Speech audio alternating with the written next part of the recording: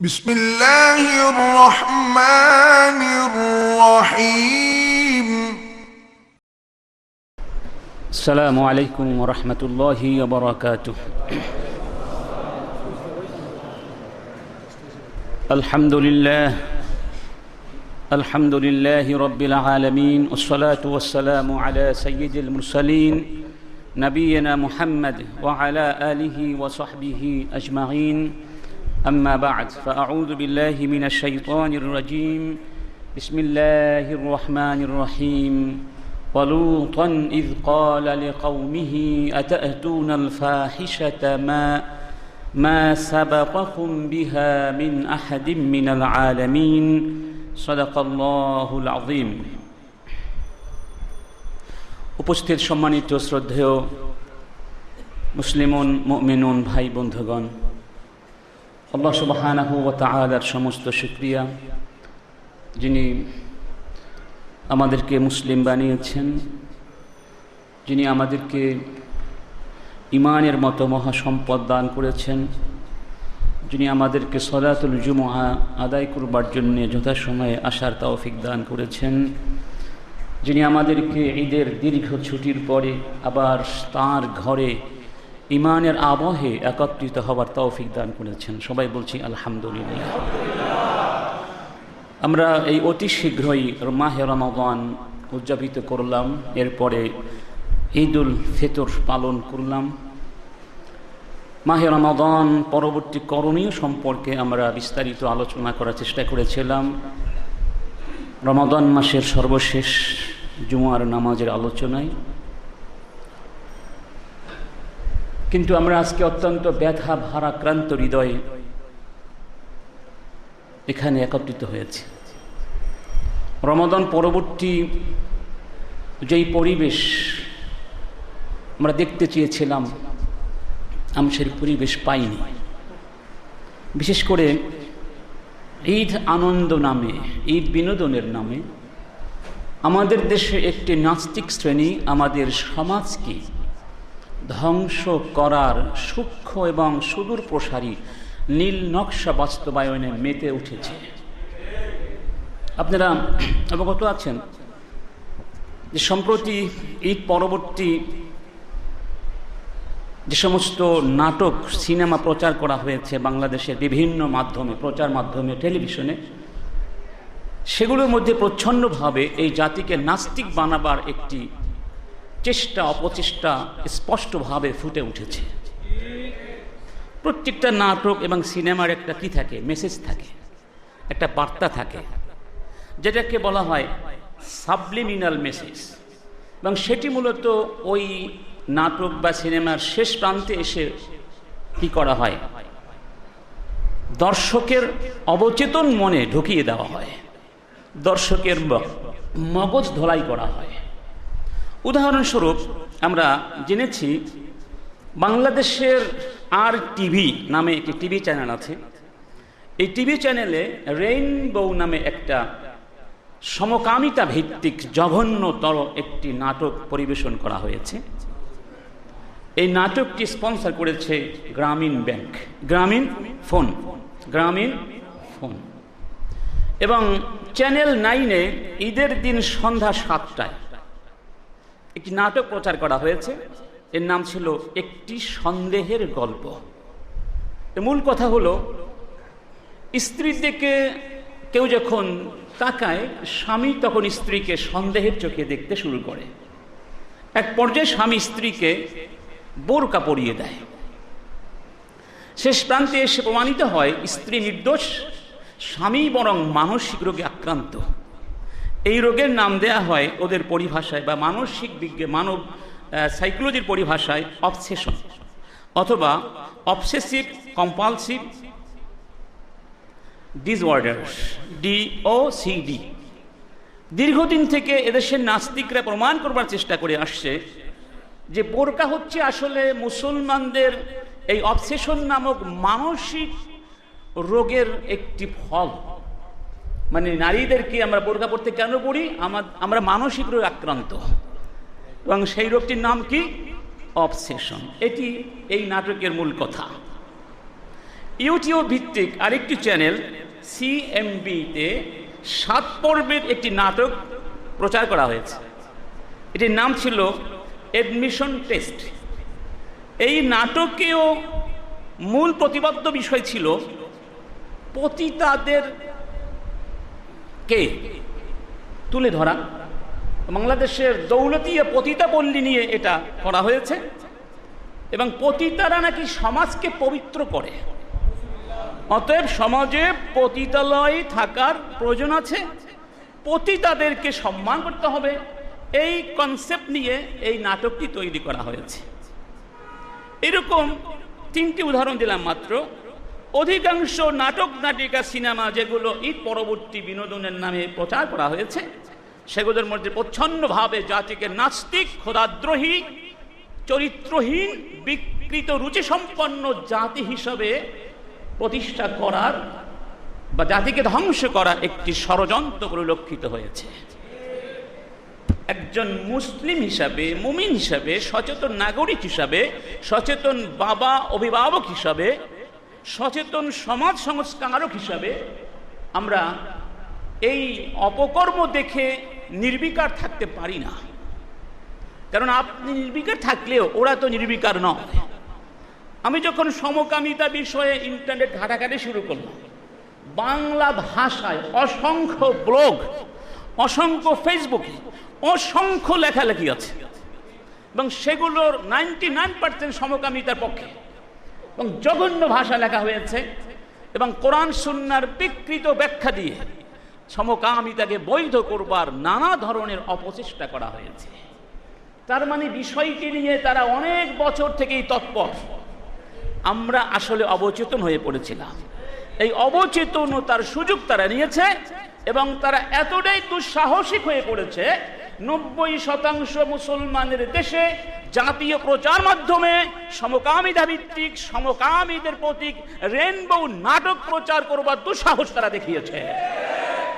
আমরা প্রথমেই আলোচনা শুরুতে যারা এই অপকর্মের সাথে জড়িত আছে, বিশেষ করে এই নাটকের যিনি পরিচালক আশফাক নিপুণ, এদের চূড়ান্ত শাস্তি দাবি করছি এবং তাদেরকে শাস্তি দেওয়ার ব্যাপারে কোনো প্রকার যেন হীনমন্যতাবোধ এবং শৈথিল্য প্রদর্শন করা না হয়।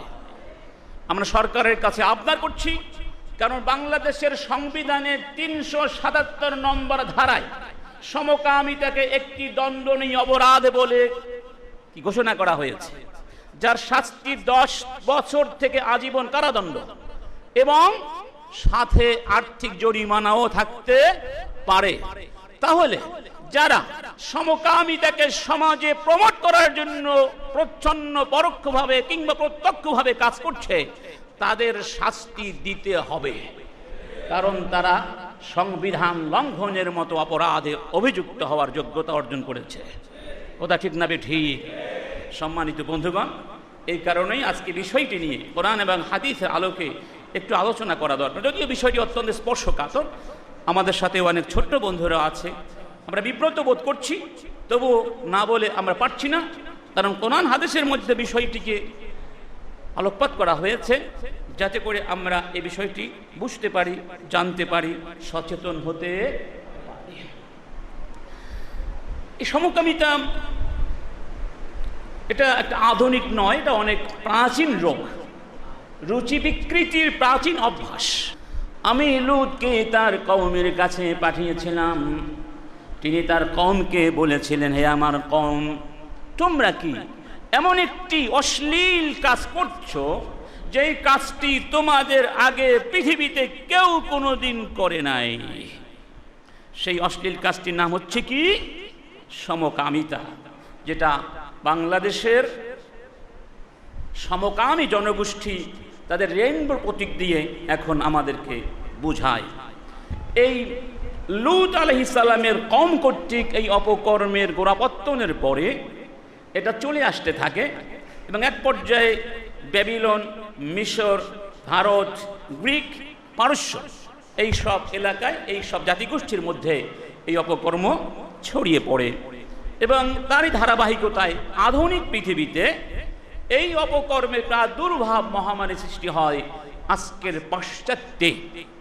এবং পাশ্চাত্যে এই অপকর্মের প্রাদুর্ভাব এতটাই বেড়ে যেতে লাগলো যে এই অপকর্মে অভ্যস্ত বিকৃত রুচিসম্পন্ন মানুষরূপী জানোয়ারগুলো 1968 সালে নিউ ইয়র্ক সিটিতে স্টোন উল নামক ফুন্দুক বা হোটেলের সামনে দাঁড়িয়ে 3 দিন ব্যাপী তারা কি করেছিল, অত্যন্ত সহিংস আন্দোলন করেছিল।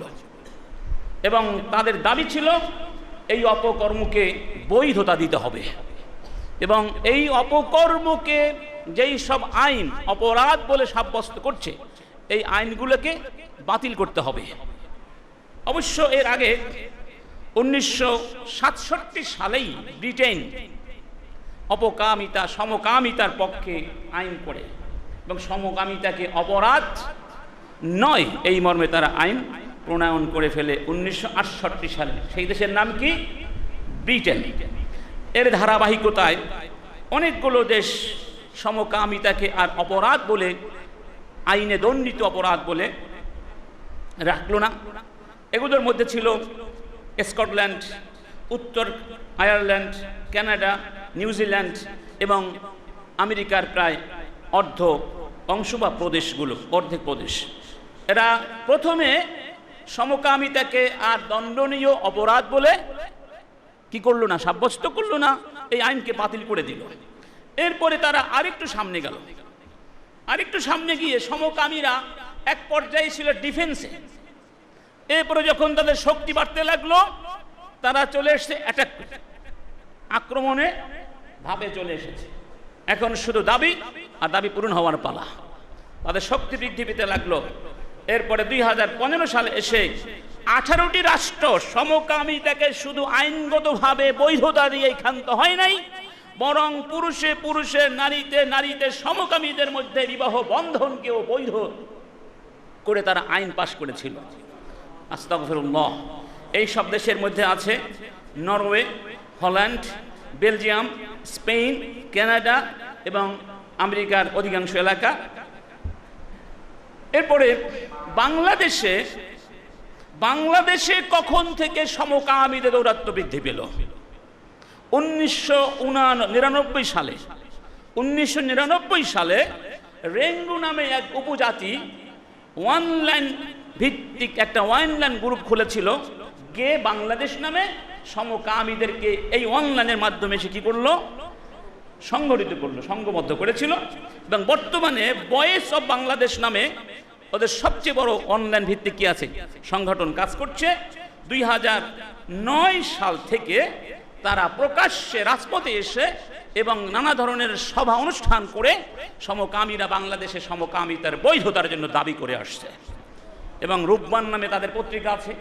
এই রূপবান পত্রিকার সম্পাদক মানুষরূপী হায়েনা জানোয়ার জুলহাসকে কে বা কাহারা রাস্তায় কি করেছিল, হত্যা করেছিল। আসলে আমেরিকার গোয়েন্দা সংস্থা সিআই এর একটা প্রজেক্ট হলো মুসলিম দেশগুলোতে সমকামিতার মহামারী সৃষ্টি করা, আর এই প্রজেক্টে কাজ করছে এই সমস্ত সমকামীরা। ইন্না লিল্লাহি ওয়া ইন্না ইলাইহি রাজিউন। সম্মানিত বন্ধুগণ, এবার আসুন ইসলাম কি বলে এই মহা অপরাধের ব্যাপারে।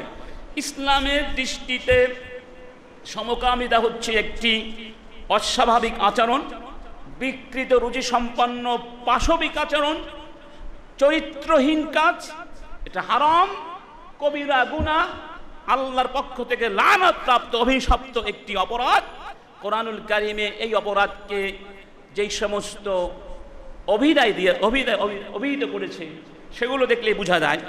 এই অপরাধকে ফাহিশা বলা হয়েছে, অশ্লীল কাজ বলা হয়েছে, ইসরাফ সীমা লঙ্ঘন বলা হয়েছে, খবাইস নিকৃষ্ট কাজ বলা হয়েছে, ইফসাদ জমিনের বুকে ফাসাদ সৃষ্টি করার অপরাধ বলা হয়েছে, ফিস্ক বলা হয়েছে, সু নিকৃষ্ট নিম্নমানের কাজ বলা হয়েছে, আল উদওয়ান সীমা লঙ্ঘন বলা হয়েছে, বা আপনার সীমারেখা অতিক্রম করা বলা হয়েছে। যেমনটি আল্লাহ পাক বলছেন, লূত আলাইহিস সালাম তার কওমকে আরো বলেছিলেন, আতাতুনার রিজালা শাহওয়াতাম মিন দুনিন নিসা বাল আনতুম কওমুম মুসরিফুন। হে আমার কওম, তোমরা এমন একটি কাজ করছো যেই কাজটি কেউ করে নাই তোমাদের আগে। তোমরা নারীদেরকে বাদ দিয়ে পুরুষদের কাছে যাও, বরং তোমরা হলে একটা সীমা লঙ্ঘন জাতি, সীমা লঙ্ঘনকারী জাতি। সূরা আল আরাফ আয়াত নাম্বার 80 এবং 81। আয়াত নাম্বার 80, এখানে সীমা লঙ্ঘন বলা হয়েছে এই অপরাধকে। অন্যত্র আল্লাহ বলছেন ওয়ালুতান আতাইনাহু হুকমান ওয়া ইলমা। আমি লূত আলাইহিস সালামকে হুকুম দিয়েছিলাম, শাসন ক্ষমতা দিয়েছিলাম, ইলম দিয়েছিলাম, প্রজ্ঞা দিয়েছিলাম। ওয়া নাজ্জাইনাহু মিনাল কারয়াতিল্লাতী কানাত তা'মালুল খাবাইস। এবং লূতকে আমি ওই জনপদ থেকে মুক্তি দিয়েছিলাম যেই জনপদের মানুষগুলো খাবাইস, নিকৃষ্ট কাজ করত। ইন্নাহুম কানু কওমা সুইন ফাসিকিন। ওরা ছিল কওমা সু, সবচেয়ে খারাপ জাতি, ফাসিকিন, পাপিষ্ঠ জাতি। ইন্না লিল্লাহি ওয়া ইন্না ইলাইহি রাজিউন। লূত আলাইহিস সালামের কওম ছিল পার্থিব জাগতিক বস্তুগত দৃষ্টিকোণ থেকে একটি অত্যন্ত উন্নত জাতি, উৎকর্ষপ্রাপ্ত জাতি। কিন্তু তারা এই উন্নতির শীর্ষ প্রান্তে আরোহণ করে আল্লাহ পাকের নিয়ামতের সাথে অকৃতজ্ঞতা পোষণ করেছে এবং তারা ভোগ বিলাসের নামে সমস্ত সীমা রেখা, নৈতিকতার মানদণ্ড, বাধ্যবাধকতা লঙ্ঘন করে তারা একটি জঘন্য অশ্লীল কাজের প্রবর্তন ঘটিয়েছিল। এজন্য আল্লাহ বলছেন ওরা নিকৃষ্ট জাতি, ওরা সবচেয়ে খারাপ মানুষ পৃথিবীর বুকে। এখানে খবাইস বলা হয়েছে এবং নিকৃষ্ট কাজ বলা হয়েছে। অন্য আয়াতে দেখা যায় আল্লাহ সুবহানাহু ওয়া তাআলা এই অপকর্মকে জুলুম নামে আখ্যায়িত করেছে। আল্লাহ পাক বলছেন ওয়ালাম্মা জাআত রুসুলুনা ইব্রাহিমা বিল বুশরা ক্বালু ইন্না মুহলিকু আহলি হাযিহিল ক্বরিয়া ইন্না আহলাহা কানু যালিমিন। আল্লাহ সুবহানাহু ওয়া তাআলার পক্ষ থেকে ইব্রাহিম আলাইহিস সালামের কাছে ফেরেশতাদেরকে পাঠানো হয়েছিল সুসংবাদ দেওয়ার জন্য। একটু পরে আলোচনায় আসবে কি সুসংবাদ, সন্তান হওয়ার সুসংবাদ। এবং ওই ফেরেশতারা গিয়ে ইব্রাহিম আলাইহিস সালামকে বলেছিলেন আল্লাহ সুবহানাহু ওয়া তাআলা আমাদেরকে আরেকটি দায়িত্ব দিয়েছেন, আমরা এখান থেকে অমুক গ্রামে যাব, অর্থাৎ সাদুম নামক গ্রামে যাব, যেখানে লূত আলাইহিস সালাম বসবাস করেন। এবং লূত আলাইহিস সালামের কওমকে, ওই জনপদের অধিবাসীদেরকে আমরা ধ্বংস করব, কারণ তারা জালেম। তারা কি? জালেম, অত্যাচারী। এই জুলুম হচ্ছে কোন জুলুম? সমকামিতার জুলুম, প্লাস আরো অনেক অপরাধ তারা করতো, সেগুলো সামনে আরেকটি আয়াতে আসবে। এক কথায় আল্লাহ পাক বলছেন ফামান ইবতাগা ওয়ারাআ যালিকা ফাউলাইকা হুমুল আদুন।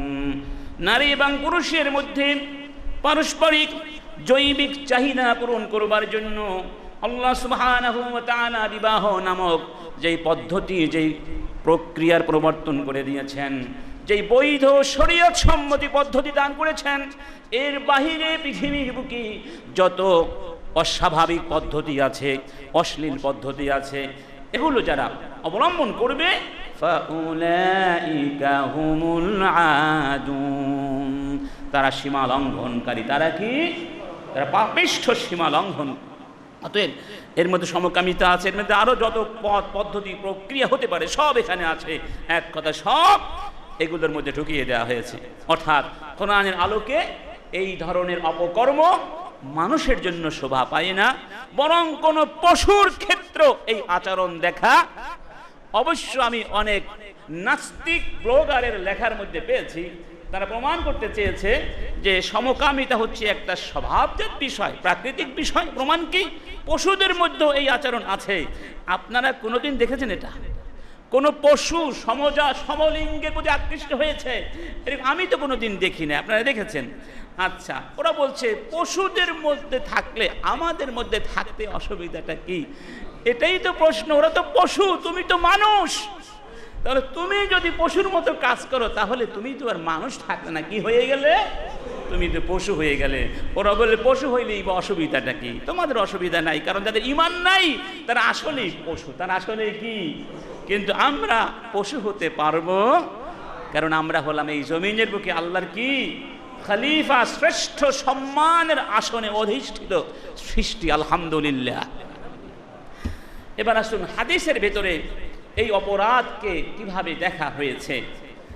ইমাম আত-তিরমিজি রাহিমাহুল্লাহ তিনি রিওয়ায়াত করছেন, রাসূল করিম সাল্লাল্লাহু আলাইহি ওয়াসাল্লাম বলছেন, মালউনুন মান আমিলা আমালা কওমা লূত, মান আমিলা আমালা কওমি লূত, যেই ব্যক্তি লূত আলাইহিস সালামের সম্প্রদায়ের মতো কাজ করবে সেই ব্যক্তি মালউন, আল্লাহর পক্ষ থেকে লানত প্রাপ্ত। অন্য হাদিসে বলা হচ্ছে লাআনাল্লাহু মান আমিলা আমালা কওমি লূত, লাআনাল্লাহু মান আমিলা আমালা কওমি লূত, লাআনাল্লাহু মান আমিলা আমালা কওমি লূত। কয়বার? 3 বার বলেছেন যে আল্লাহ লূত আলাইহিস সালামের কওমের মতো যারা অশ্লীল কাজ করবে তারা মালউন, আল্লাহ তাদেরকে অভিশাপ দিয়েছেন, অভিসম্পাদ দিয়েছেন। কবিরা গুনাহ তো অনেক আছে না? কোন কবিরার ক্ষেত্রে 3 বার লানত করা হয়েছে আমরা পাই নাই, একবার হয়েছে। 3 বার এইরকম 3 বার পুনরাবৃত্তি করে লানত করা হয়েছে কোন কবিরার ক্ষেত্রে, এটা একমাত্র হচ্ছে কি এই সমকামিতা। ইন্না লিল্লাহি ওয়া ইন্না ইলাইহি। রাসূল অন্য হাদিসে বলছেন, এই হাদিসটি ইমাম আহমদ রিওয়ায়াত করেছেন, অন্য হাদিসে বলছেন ইন্না আখওয়াফা মা আখাফু আলা উম্মতি আমালু কওমি লূত, আমি আমার কওমের ব্যাপারে, আমার উম্মতের ব্যাপারে, আমার পরে সবচেয়ে যে বিষয়টির ব্যাপারে আশঙ্কিত, যে অপরাধ তারা করতে পারে আমি আশঙ্কা বোধ করছি সবচেয়ে বেশি, সেই বিষয়টি হচ্ছে এই লূত আলাইহিস সালামের কওমের অপকর্ম। এটা আমার উম্মতের মধ্যে আসতে পারে, আমি আশঙ্কিত। তার মানে এটা অপরাধ, এই অপরাধের ব্যাপারে রাসূল আশঙ্কা বোধ করেছেন। আর রাসূল যেই কর্মের ব্যাপারে আশঙ্কা বোধ করেছেন সেই কর্ম কোনো ব্যক্তির জন্য করা বৈধ না, যারা রাসূলকে মানে, আল্লাহকে মানে, যারা মুসলিম বলে নিজেকে দাবি। অতএব সমকামিতা হারাম, হারাম, হারাম, অকাট্যভাবে হারাম। এই কাজের সাথে প্রত্যক্ষ, পরোক্ষ, প্রকাশ্য, অপ্রকাশ্য মুসলমানের কোনো প্রকার সম্পর্ক থাকতে পারে না। পৃথিবীর সমস্ত নাস্তিকরা সমস্ত যুক্তি প্রমাণ আর বিভ্রান্তি দিয়ে এই অপকর্মকে বৈধ করার অপচেষ্টা করলেও সেটা আমরা মেনে নিতে পারি, কারণ এগুলো শয়তানের অপকর্ম, শয়তানের চেষ্টা চলতেই থাকবে। ঠিক না বেঠিক? শয়তান তার চেষ্টা করতেই থাকবে। ইমাম আল ফুদাইল ইবনে আয়াদ একজন বড় মানের আলেম ছিলেন, তিনি বলছেন লাউ আন্না লুতিয়ান ইগতাসালা বিকুল্লি কাতরাতিন মিনাস সামা লাকিয়া আল্লাহ গায়রা তাহির, যেই ব্যক্তি এই অপকর্ম করবে সে যদি আকাশের সমস্ত পানি দিয়েও গোসল করে তাহলেও আল্লাহর কাছে নাপাক অবস্থায় তার যেতে হবে। অর্থাৎ যদি তাওবা করে পরিশুদ্ধ না হয় সমগ্র পৃথিবীর পানি দিয়েও তার নাজাসাত নাপাকি দূর করা যাবে না। সম্মানিত বন্ধুগণ, এবার আসুন এই অপকর্মের ভয়াবহ পরিণাম কি, শাস্তি কি, এর কুফলগুলো কি, ধ্বংসাত্মক কুফলগুলো, ফলাফলগুলো কি? 1 নম্বর, এই অপকর্ম করলে আল্লাহ পাকের পক্ষ থেকে দুনিয়ায় পরকালে ভয়াবহ শাস্তির কথা বলা হয়েছে। বরং এই পৃথিবীতেই যেই জাতি প্রথম পৃথিবীতে এই অপকর্ম ঘটিয়েছিল আল্লাহ পাক তাদেরকে অত্যন্ত জঘন্য, অত্যন্ত অপমানজনক শাস্তি দিয়ে ইতিহাস সৃষ্টি করেছেন, আমাদের জন্য উপদেশ এবং জিকির স্থাপন করেছেন। ঠিক না বেঠিক? এই প্রসঙ্গে কোরআনের ভেতরে 27 জায়গায়, কয় জায়গায়? 14টি সূরার মধ্যে, সুবহানাল্লাহ, এক জায়গায় দুই জায়গায় না। লূত আলাইহিস সালামের কওমকে আল্লাহ কিভাবে ধ্বংস করেছে এবং তারা কিভাবে এই অপকর্ম করেছিল, কি অবস্থাটা হয়েছিল, সব বিবরণ দিয়েছেন 14টা সূরায় 27 জায়গা। আল্লাহু আকবার। সবগুলো আমরা বলতে পারবো না, আমরা কয়েকটি আয়াত উদাহরণস্বরূপ উল্লেখ করব।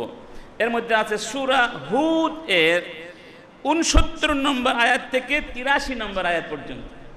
আল্লাহ পাক বলছেন, وَلَقَدْ جَاءَتْ رُسُلُنَا إِبْرَاهِيمَ بِالْبُشْرَى। ইব্রাহিম আলাইহিস সালামের প্রথম স্ত্রীর নাম কি ছিল? সারা বা সাররা। তিনি নিঃসন্তান ছিলেন, বার্ধক্যে অবনীত হয়ে গিয়েছিলেন। আল্লাহ সুবহানাহু ওয়া তাআলা সেই বৃদ্ধ বয়সে প্রথম স্ত্রী সারা থেকে আল্লাহ পাক ইব্রাহিম আলাইহিস সালামকে সন্তান দান করবেন। সুবহানাল্লাহ। এই মর্মে সুসংবাদ দিয়ে ফেরেশতাদেরকে পাঠিয়ে দিলেন। ক্বালু সালামা, তারা গিয়ে ইব্রাহিম আলাইহিস সালামকে সালাম দিলেন। তিনিও বললেন ক্বালা সালাম। কি বললেন? আসসালামু আলাইকুমুস সালাম, সালামের জবাব দিলেন। ফামা লাবিসা আন জাআ বিইজলিন হানিফ। মেহমান বাসায় গিয়েছে, মেহমানদারি করতে হবে না? ইব্রাহিম আলাইহিস সালাম প্রথম বুঝতে পারেন নাই এরা হলেন ফেরেশতা, কারণ তারা মানুষের বেশে গিয়েছিলেন। সুন্দর রূপ ধারণ করে, সুদর্শন দৃষ্টিনন্দন যুবকের রূপ ধারণ করে তারা গিয়েছিলেন। তিনি ভেবেছিলেন মেহমান এসেছে, মেহমানদারি করতে হবে। বাছুর জবাই করে ভুনা করে তাদের সামনে দিলেন। সুবহানাল্লাহ। কেমন মেহমানদারি করলেন? ফালাম্মা রাআ আইদিয়াহুম লা তাসিলু ইলাইহি।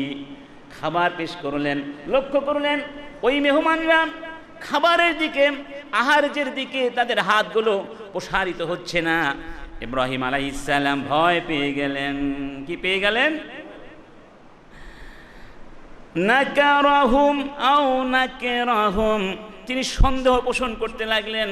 ওয়া আউজাসা মিনহুম খিফা, এবং মেহমানদের ব্যাপারে তিনি ভয় পেয়ে গেলেন। তার মানে ওই যুগে হয়তো এরকম একটা প্রথা ছিল, যদি কেউ কারো বাসায় ডাকাতি করতে যেত তাহলে ওরা ওই ব্যক্তির মেহমানদারি গ্রহণ করতো না। এই জন্য তিনি ভয় পেয়ে গেলেন। ব্যাপার কি, তারা খাবার খাচ্ছে না কেন? তাহলে কি তাদের কোনো দুর্বিসন্ধি আছে কিনা? থাকতেও। ক্বালু লা তাখাফ, ফেরেশতারা বললেন লা তাখাফ, ভয় করবার কোনো কারণ নাই, ভয় পাবেন না। ইন্না উরসিলনা ইলা কওমি লূত, আল্লাহ সুবহানাহু ওয়া তাআলা আমাদেরকে পাঠিয়েছেন লূত আলাইহিস সালামের কওমের কাছে। কাদের কাছে? মানে তাদেরকে ধ্বংস করে দেওয়ার জন্য। ওয়ামরাআতুহু কাইমা ফাদাহিকাত, এর আগে সুসংবাদ দিলেন, এবার সুসংবাদ দিলেন যে আল্লাহ পাক কি আপনাকে দান করবেন। কাকে? ইসহাক। ইসহাকের পরে আবার কি আসবে? ইয়াকুব আলাইহিস সালাম। আল্লাহু আকবার। এই সুসংবাদ যখন তারা দিচ্ছিলেন তখন ইব্রাহিম আলাইহিস সালামের স্ত্রী সারা বা সারা, তিনি অদূরেই ছিলেন। ফাদাহিকাত, তিনি আনন্দে হেসে দিয়েছিলেন। সুবহানাল্লাহ। যাই হোক, এই ঘটনার পরে ফেরেশতারা চলে গেলেন কোথায়? ওই লূত এর কওমের কাছে চলে গেলেন। আল্লাহ পাক বলছেন ওয়ালাম্মা জাআত রুসুলুনা লুতান সিআ বিহিম ওয়া দাকা বিহিম যারআ। লূত আলাইহিস সালামের কাছে যখন মেহমানরা হাজির হলেন, অত্যন্ত সুদর্শন যুবক মেহমান, লূত আলাইহিস সালাম চিন্তিত হয়ে পড়লেন, প্রচণ্ড অস্বস্তি বোধ করলেন এই ভেবে কি জানি কি হয়, আমার কম যদি জেনে যায় মেহমানদের কথা, ওদেরকে রেহাই দেবে। চিন্তায় পড়ে গেলেন কি করা যায়। সংকীর্ণ হয়ে গেল দুনিয়াটা তার সামনে। ওয়াকালা হাযা ইয়াউমুন আসীব, আর বলতে লাগলেন আজকের দিনটি বড়ই কঠিন দিন, আমি একা কি করব। দেখুন তারপরে ওয়াজাহু কওমুহু ইউহরাউনা ইলাই, সংবাদ পৌঁছে গেল, কারণ তার ঘরেই কি আছে? শত্রু আছে। কে? স্ত্রী। মেহমান আসলেই খবর পাঠিয়ে দিত, আসো তাড়াতাড়ি আসো, মেহমান এসে গেছে। অজা কওমু, তার কওমের লোকেরা স্বতঃস্ফূর্তভাবে দ্রুত গতিতে ছুটে আসতে লাগলো তার কাছে, দেরি করার সুযোগ নাই। আস্তাগফিরুল্লাহ, শয়তানের দল। ওমিন ক্বাবলু কানু ইয়ামালুনাস সাইয়্যাত, আল্লাহ বলছেন ওরা এমন একটা জাতি, ওরা আগে থেকেই কুকর্ম করতে অভ্যস্ত। ক্বালা ইয়া কওমি হাউলাই বানাতি হুন্না আতহারু লাকুম। লূত আলাইহিস সালাম অনুনয় বিনয় করে কওমকে বলতে লাগলেন, হে আমার কওম, তোমরা মেহমানদের দিকে হাত প্রসারিত করো না, আমার ঘরে আমার মেয়েরা আছে, তোমরা আমার মেয়েদেরকে বিয়ে করে নাও, এটি হচ্ছে তোমাদের জন্য পবিত্র, অধিকতর পবিত্র। এটা কি? অধিকতর পবিত্রতম ব্যবস্থা। তোমরা অশ্লীল কাজ করো না, করো না, প্রয়োজনে আমার মেয়েকে বিয়ে করে নাও, মেয়েদেরকে বিয়ে করে নাও। এভাবে বলতে লাগলেন। ফাত্তাকুল্লাহা ওয়ালা তুখজুনি ওয়ালা তুখজুনি ফি দাইফি, আল্লাহকে ভয় করো আর এই মেহমানদের সামনে আমাকে লজ্জিত করো না, অপমানিত করো না। অনুনয় বিনয় করলেন। তখন সেই পাপিষ্ঠ সমকামীরা, সেই যুগের রেইনবো নাটকের রেইনবোর প্রবক্তারা, তখন তার মুখের উপরে জবাব দিয়েছিল ধৃষ্টতার সাথে। তিনি আরো বলেছিলেন আলাইসা মিনকুম রাজুলুন রশীদ, তোমাদের মধ্যে কি একটা ভালো মানুষও নাই? একজন মানুষই মানানে নাই। কেমন কপাল পোড়া জাতি, একটা ভালো মানুষ কি নাই তোমাদের মধ্যে? তখন তারা অধ্যত্বের সাথে বলেছিল, ক্বালু লাকাদ আলিমতা মা লানা ফি বানাতিকা মিন হক। তারা বলল, লূত, তুমি তো ভালো করে জানো তোমার মেয়েদের ব্যাপারে আমাদের কোনো আগ্রহ নাই। ওয়া ইন্নাকা লাতা'লামু মা নুরিদ, আর আমরা কি চাই তুমি ভালো করেই জানো। আস্তাগফিরুল্লাহ। ক্বালা লাউ আন্নালি বিকুম কুওয়াহ, তখন নবী বললেন, আজকে যদি আমার তোমাদের বিরুদ্ধে শক্তি থাকতো, আও আওই ইলা রুকুনিন শাদীদ, কিংবা কোনো সুদৃঢ় আশ্রয় আমি গ্রহণ করতে পারতাম। একথা বলার সাথে সাথে ওই ফেরেশতারা বললেন ক্বালু ইয়া লূত, ফেরেশতারা বললেন, হে লূত, ইন্না রুসুলু রাব্বিক, আমরা আল্লাহর ফেরেশতা আপনার কাছে প্রেরিত হয়েছি। ভয় করার কোনো কারণ লা ইয়াসিলু ইলাইকা, ওরা আপনার কাছে আসতে পারবে না, ওদের হাত স্পর্শ করতে পারবে না, আপনাকে আমাদেরকে কাউকে পারবে না। ফাআসরি বিআহলিকা বিকতইন মিনাল লাইল, আপনি পরিবার সহ রাত থাকতে থাকতে এখান থেকে নিরাপদে চলে যান, বের হয়ে যান। ওয়ালা ইয়ালতাফিত মিনকুম আহাদ, খবরদার কেউ যেন পেছনে ফিরে না তাকায় আপনি চলে যাবেন। ইল্লাম রাআতাক, আপনার পরিবার নাজাত পেয়ে যাবে, শুধু একজন পাবে না, আপনার স্ত্রী। দেখেছেন, নবীর স্ত্রীও কি হতে পারে? কাফের হতে। এটা একটা আল্লাহ পাকের পরীক্ষা, এটাও শিক্ষা। নবীর স্ত্রী হলেই যে একেবারে জান্নাতি হবে নাও হতে পারে। নবীর বাবাও কাফের ছিল না? নবীর স্ত্রীও কি হতে পারে? নবীর সন্তানও কি হতে পারে? আল্লাহু আকবার, আল্লাহু। বাংলাদেশের কিছু নাস্তিক কয়েক বছর আগে পাকিস্তান থেকে একজন বড় ইসলামী চিন্তাবিদের একটা নাস্তিক ছেলেকে ভাড়া করে এনেছিল বুঝাবার জন্য, যে দেখো তার ছেলেই নাস্তিক, বাবা আর কি হবে। নবীর ছেলে নাস্তিক আর একজন সাধারণ মানুষের ছেলে নাস্তিক হতেই পারে। আল্লাহ পাক না করুক। আল্লাহ তুমি আমাদের সন্তানদেরকে নাস্তিক বানিও না। আল্লাহ, আল্লাহ তুমি আমাদের সন্তানদেরকে মানুষ বানাও, মুত্তাকি বানাও, পরহেজগার বানাও, দিনদার বানাও, তোমার দ্বীনের দায়ী বানাও, তোমার দ্বীনের জন্য কবুল করে নাও। আল্লাহ তুমি আমাদের সন্তানদেরকে, স্ত্রীদেরকে আমাদের চোখের পুতুলি বানিয়ে দাও। আল্লাহুম্মা আমিন। আমার বন্ধুরা, এরপরে তারা চলে গেলেন, যেতে বললেন, ফেরেশতারা বললেন, জানিয়ে দিলেন আল্লাহ পাকের পক্ষ থেকে, ইন্নাহু মুসিবুহা মা আসাবাহুম, আপনার স্ত্রীর উপরে সেই আযাব নাজিল হবে যা ওদের উপরে নাজিল হবে। ইন্না মাউইদাহুমুস সুবহ, আগামীকাল সকাল বেলায় তাদের আযাবের প্রতিশ্রুতির সময়। সকাল হতে হতেই কি হয়ে যাবে আযাব। আলাইসা সুবহু বিকারিব, সকাল কি অনেক দূরে, সকাল কি কাছে না। আল্লাহু আকবার, সকাল খুবই কাছে। এটা ইতিবাচক করতে হতে পারে, নেতিবাচক করতেও, অর্থাৎ যারা কাফের নাস্তিক তাদের জন্য আল্লাহর শাস্তি অপেক্ষা করছে, এবং যখন শাস্তি আসবে সেই সময়টা বেশি দূরে না। 500 বছরও বেশি দূরে না, 100 বছরের বেশি দূরের ব্যাপার না, 50 বছরের বেশি দূরের। আর আমরা যারা নাস্তিকদের দৌরাত্মের শিকার হয়ে কাতরাচ্ছি, সুদিনের অপেক্ষা করছি, আমাদের জন্য ইতিবাচক অর্থে আলাইসা সুবহু বিকারিব, সকাল বেশি দূরে নাই, কষ্ট নিও না, সকাল অতি শীঘ্র এসে যাবে ইনশাআল্লাহ। ফালাম্মা জাআ আমরুনা জাআলনা আলিয়াহা সাফিলাহা। আল্লাহ পাক বললেন, সেই সময় যখন চলে আসলো, আমি পুরো জনপদকে উল্টে ধরলাম, উপরকে নিচ করে দিলাম, নিচকে উপরে এনে দিলাম।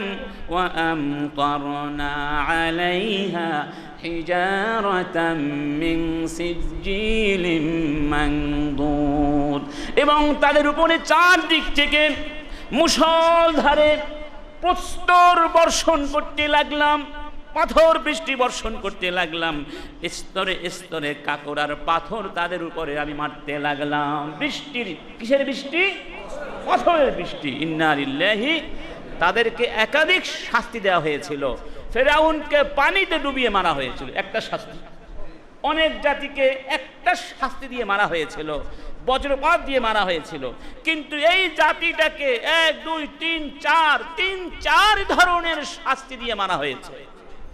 জমিনকে উল্টে দেওয়া হয়েছে, তার উপরে বৃষ্টি, বৃষ্টিও ছিল, তার উপরে পাথর বর্ষণ, ঠিক না ঠিক?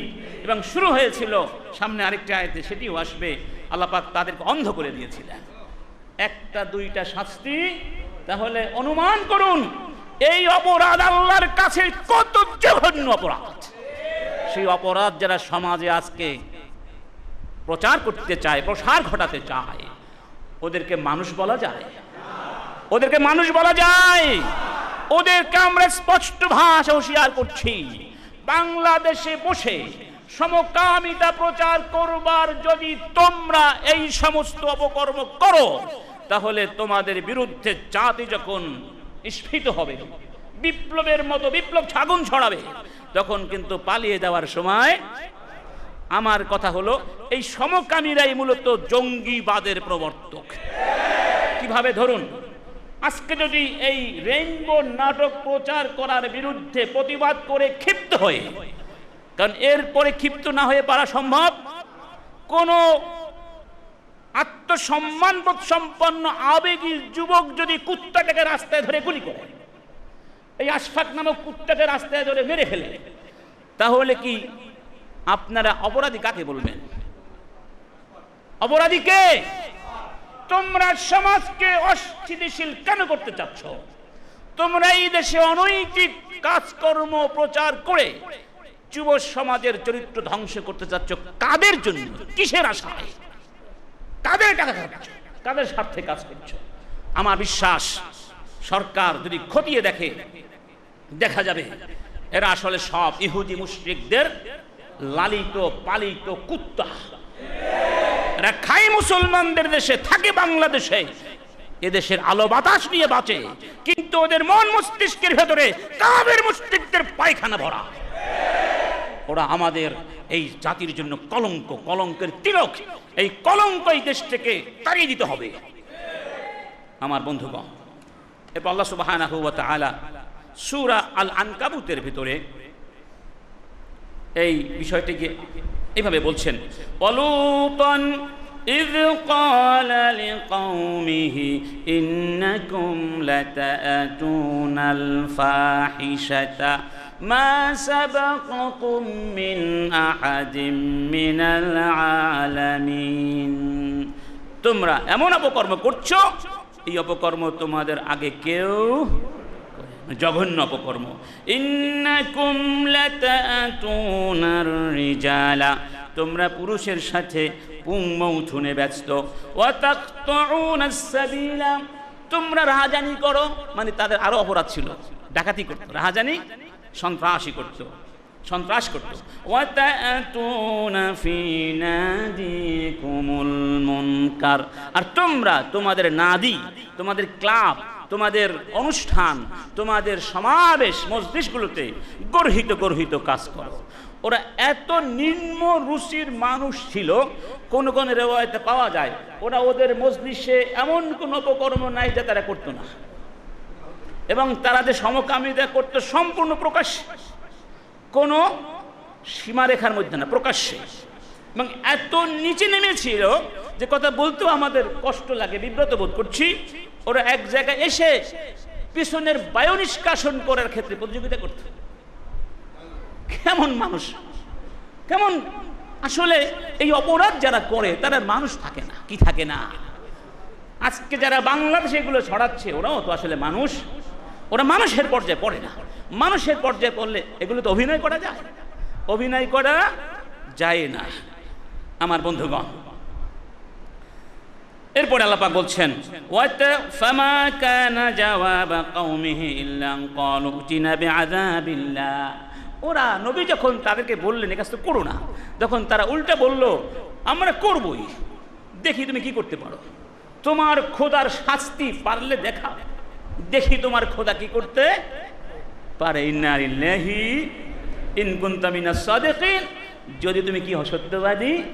তখন তিনি দোয়া করলেন, আল্লাহর কাছে বললেন ক্বালা রাব্বিনসুরনি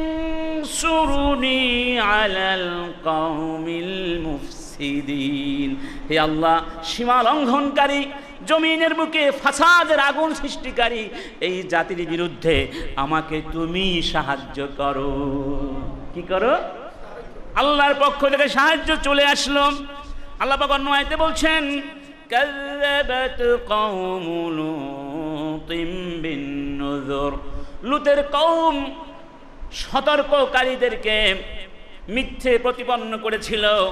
ইন্না আরসালনা আলাইহিম হাসিবা, এই জন্য আমি তাদের উপরে প্রস্তর বর্ষণ করেছিলাম প্রচণ্ড ঘূর্ণি বাতাস দিয়ে। ইল্লা আলা লূতিন নাজ্জাইনাহুম বিসাহার, তবে তার পরিবারকে আমি মুক্তি দিয়েছিলাম, অর্থাৎ স্ত্রী ছাড়া, সেই ভোর রাতে। নি'মাতাম মিন ইনদিনা কাযালিকা নাজজি মান শাকার, এটা আমার নিয়ামত, সুবহানাল্লাহ। আর আমি লূতকেই শুধু মুক্তি দিয়ে ক্ষান্ত হব না, কাযালিকা নাজজি মান শাকার, আমার শুকরিয়া যারা করবে এভাবেই আমি তাদেরকে পুরস্কৃত করব, সুবহানাল্লাহ। ওয়ালাকাদ আনযারাহুম বাতশাতানা ফাতামারাউ বিন-নুযুর, আমার নবীরা তাদেরকে ভয় দেখিয়েছিল, সাবধান করে দিয়েছিল, কিন্তু তারা সতর্ককারীদেরকে নিয়ে ঠাট্টা করেছিল, বিতর্ক করেছিল। ওয়ালাকাদ রাওয়াদুহু আন দাইফে, তারা লূতের কাছে গিয়ে বলল তোমার মেহমানদেরকে আমাদের হাতে তুলে দাও। ফাতামাসনা আয়ুনাহুম, আল্লাহ বলছেন আমি তাদের চোখের আলোকে তখন কেড়ে নিলাম। কি করে দিলাম? অন্ধ বানিয়ে দিলাম। ফাযুকু আযাবি ওয়া নুযুর, এবার আমার শাস্তি ভোগ করো। আমার শাস্তি কেমন এবার বুঝো, আমি পারি কি পারি না এবার দেখো। আল্লাহ পাক অপরাধীদেরকে সুযোগ দেন, কি দেন? ইন্নাল্লাহা ইউমহিল ওয়ালা ইউহমিল, আও ইউমহিল ওয়ালা ইউহমিল, আল্লাহ সুযোগ দেন কিন্তু তিনি উদাসীন নন, সময় মতো তিনি। আজকের পৃথিবীতে মৃত সাগর তাদের সেই অপকর্মের অপরাধের সাক্ষী হয়ে আছে। এই মৃত সাগরের এলাকায় এই মৃত্যু সাগরকে দুর্গন্ধময় সাগরও বলা হয়। এই সাগরের পানি থেকে, এই সাগরের তটদেশ থেকে গন্ধ ছড়ায়। কি ছড়ায়? এবং এই সাগর হচ্ছে পৃথিবীর দ্বিতীয় বৃহত্তম লবণাক্ত পানির প্রাকৃতিক আধার। লবণাক্ততার পরিমাণ হচ্ছে 30% থেকে 34%, মানে লবণ খুব বেশি, এত লবণাক্ত, যেটা অন্যান্য সাধারণ সাগর থেকে 9 গুণ প্রায় বেশি। এবং এটা হচ্ছে পৃথিবীর সবচেয়ে নিম্নতম এলাকা, সবচেয়ে নিম্নতম। সম্প্রতি আমেরিকার একটা অনুসন্ধানী দল কোরআনে লূত আলাইহিস সালামের কওমের এই শাস্তির আয়াতগুলো গবেষণা করে, সেখানে গবেষণা করে এই সাগরের অববাহিকায় একটা শহর তারা আবিষ্কার করেছে, যেটা মাটির তলদেশ থেকে আবিষ্কার করা হয়েছে।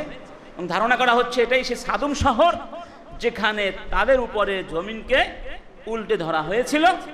ইন্টারনেট ব্রাউজিং করলে আপনারা ছবি সহ দেখতে পাবেন। এখানে ব্যবস্থা দেখাতে পারতাম, যেহেতু ব্যবস্থা নাই দেখাতে পারছি না। আমি সেটা নেটে ঘাটাঘাটি করে দেখেছি এবং সেটা মোটামুটিভাবে এই পর্যন্ত যতটুকু জানা যায়, এই ডেড সাগর বা লোহিত সাগর, মৃত সাগরের পাশে অবস্থিত একটা এলাকা।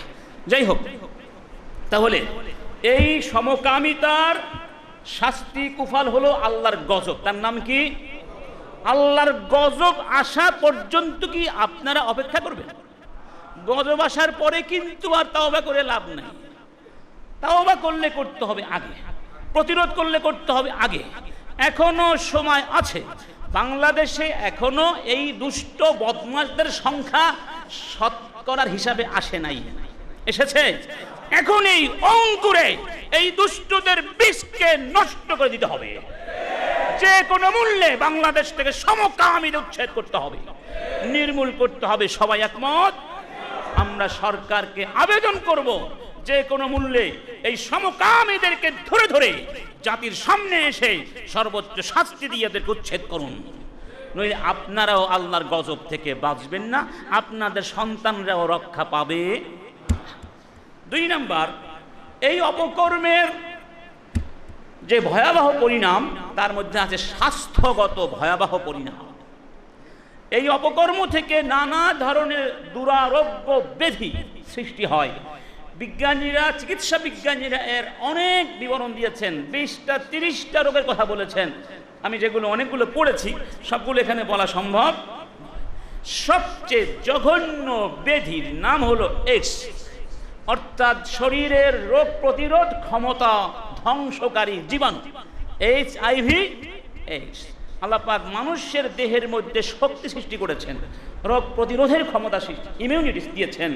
এই ক্ষমতাটা ধ্বংস করে দেয় যেই জীবাণু, তাকে বলা হয় HIV।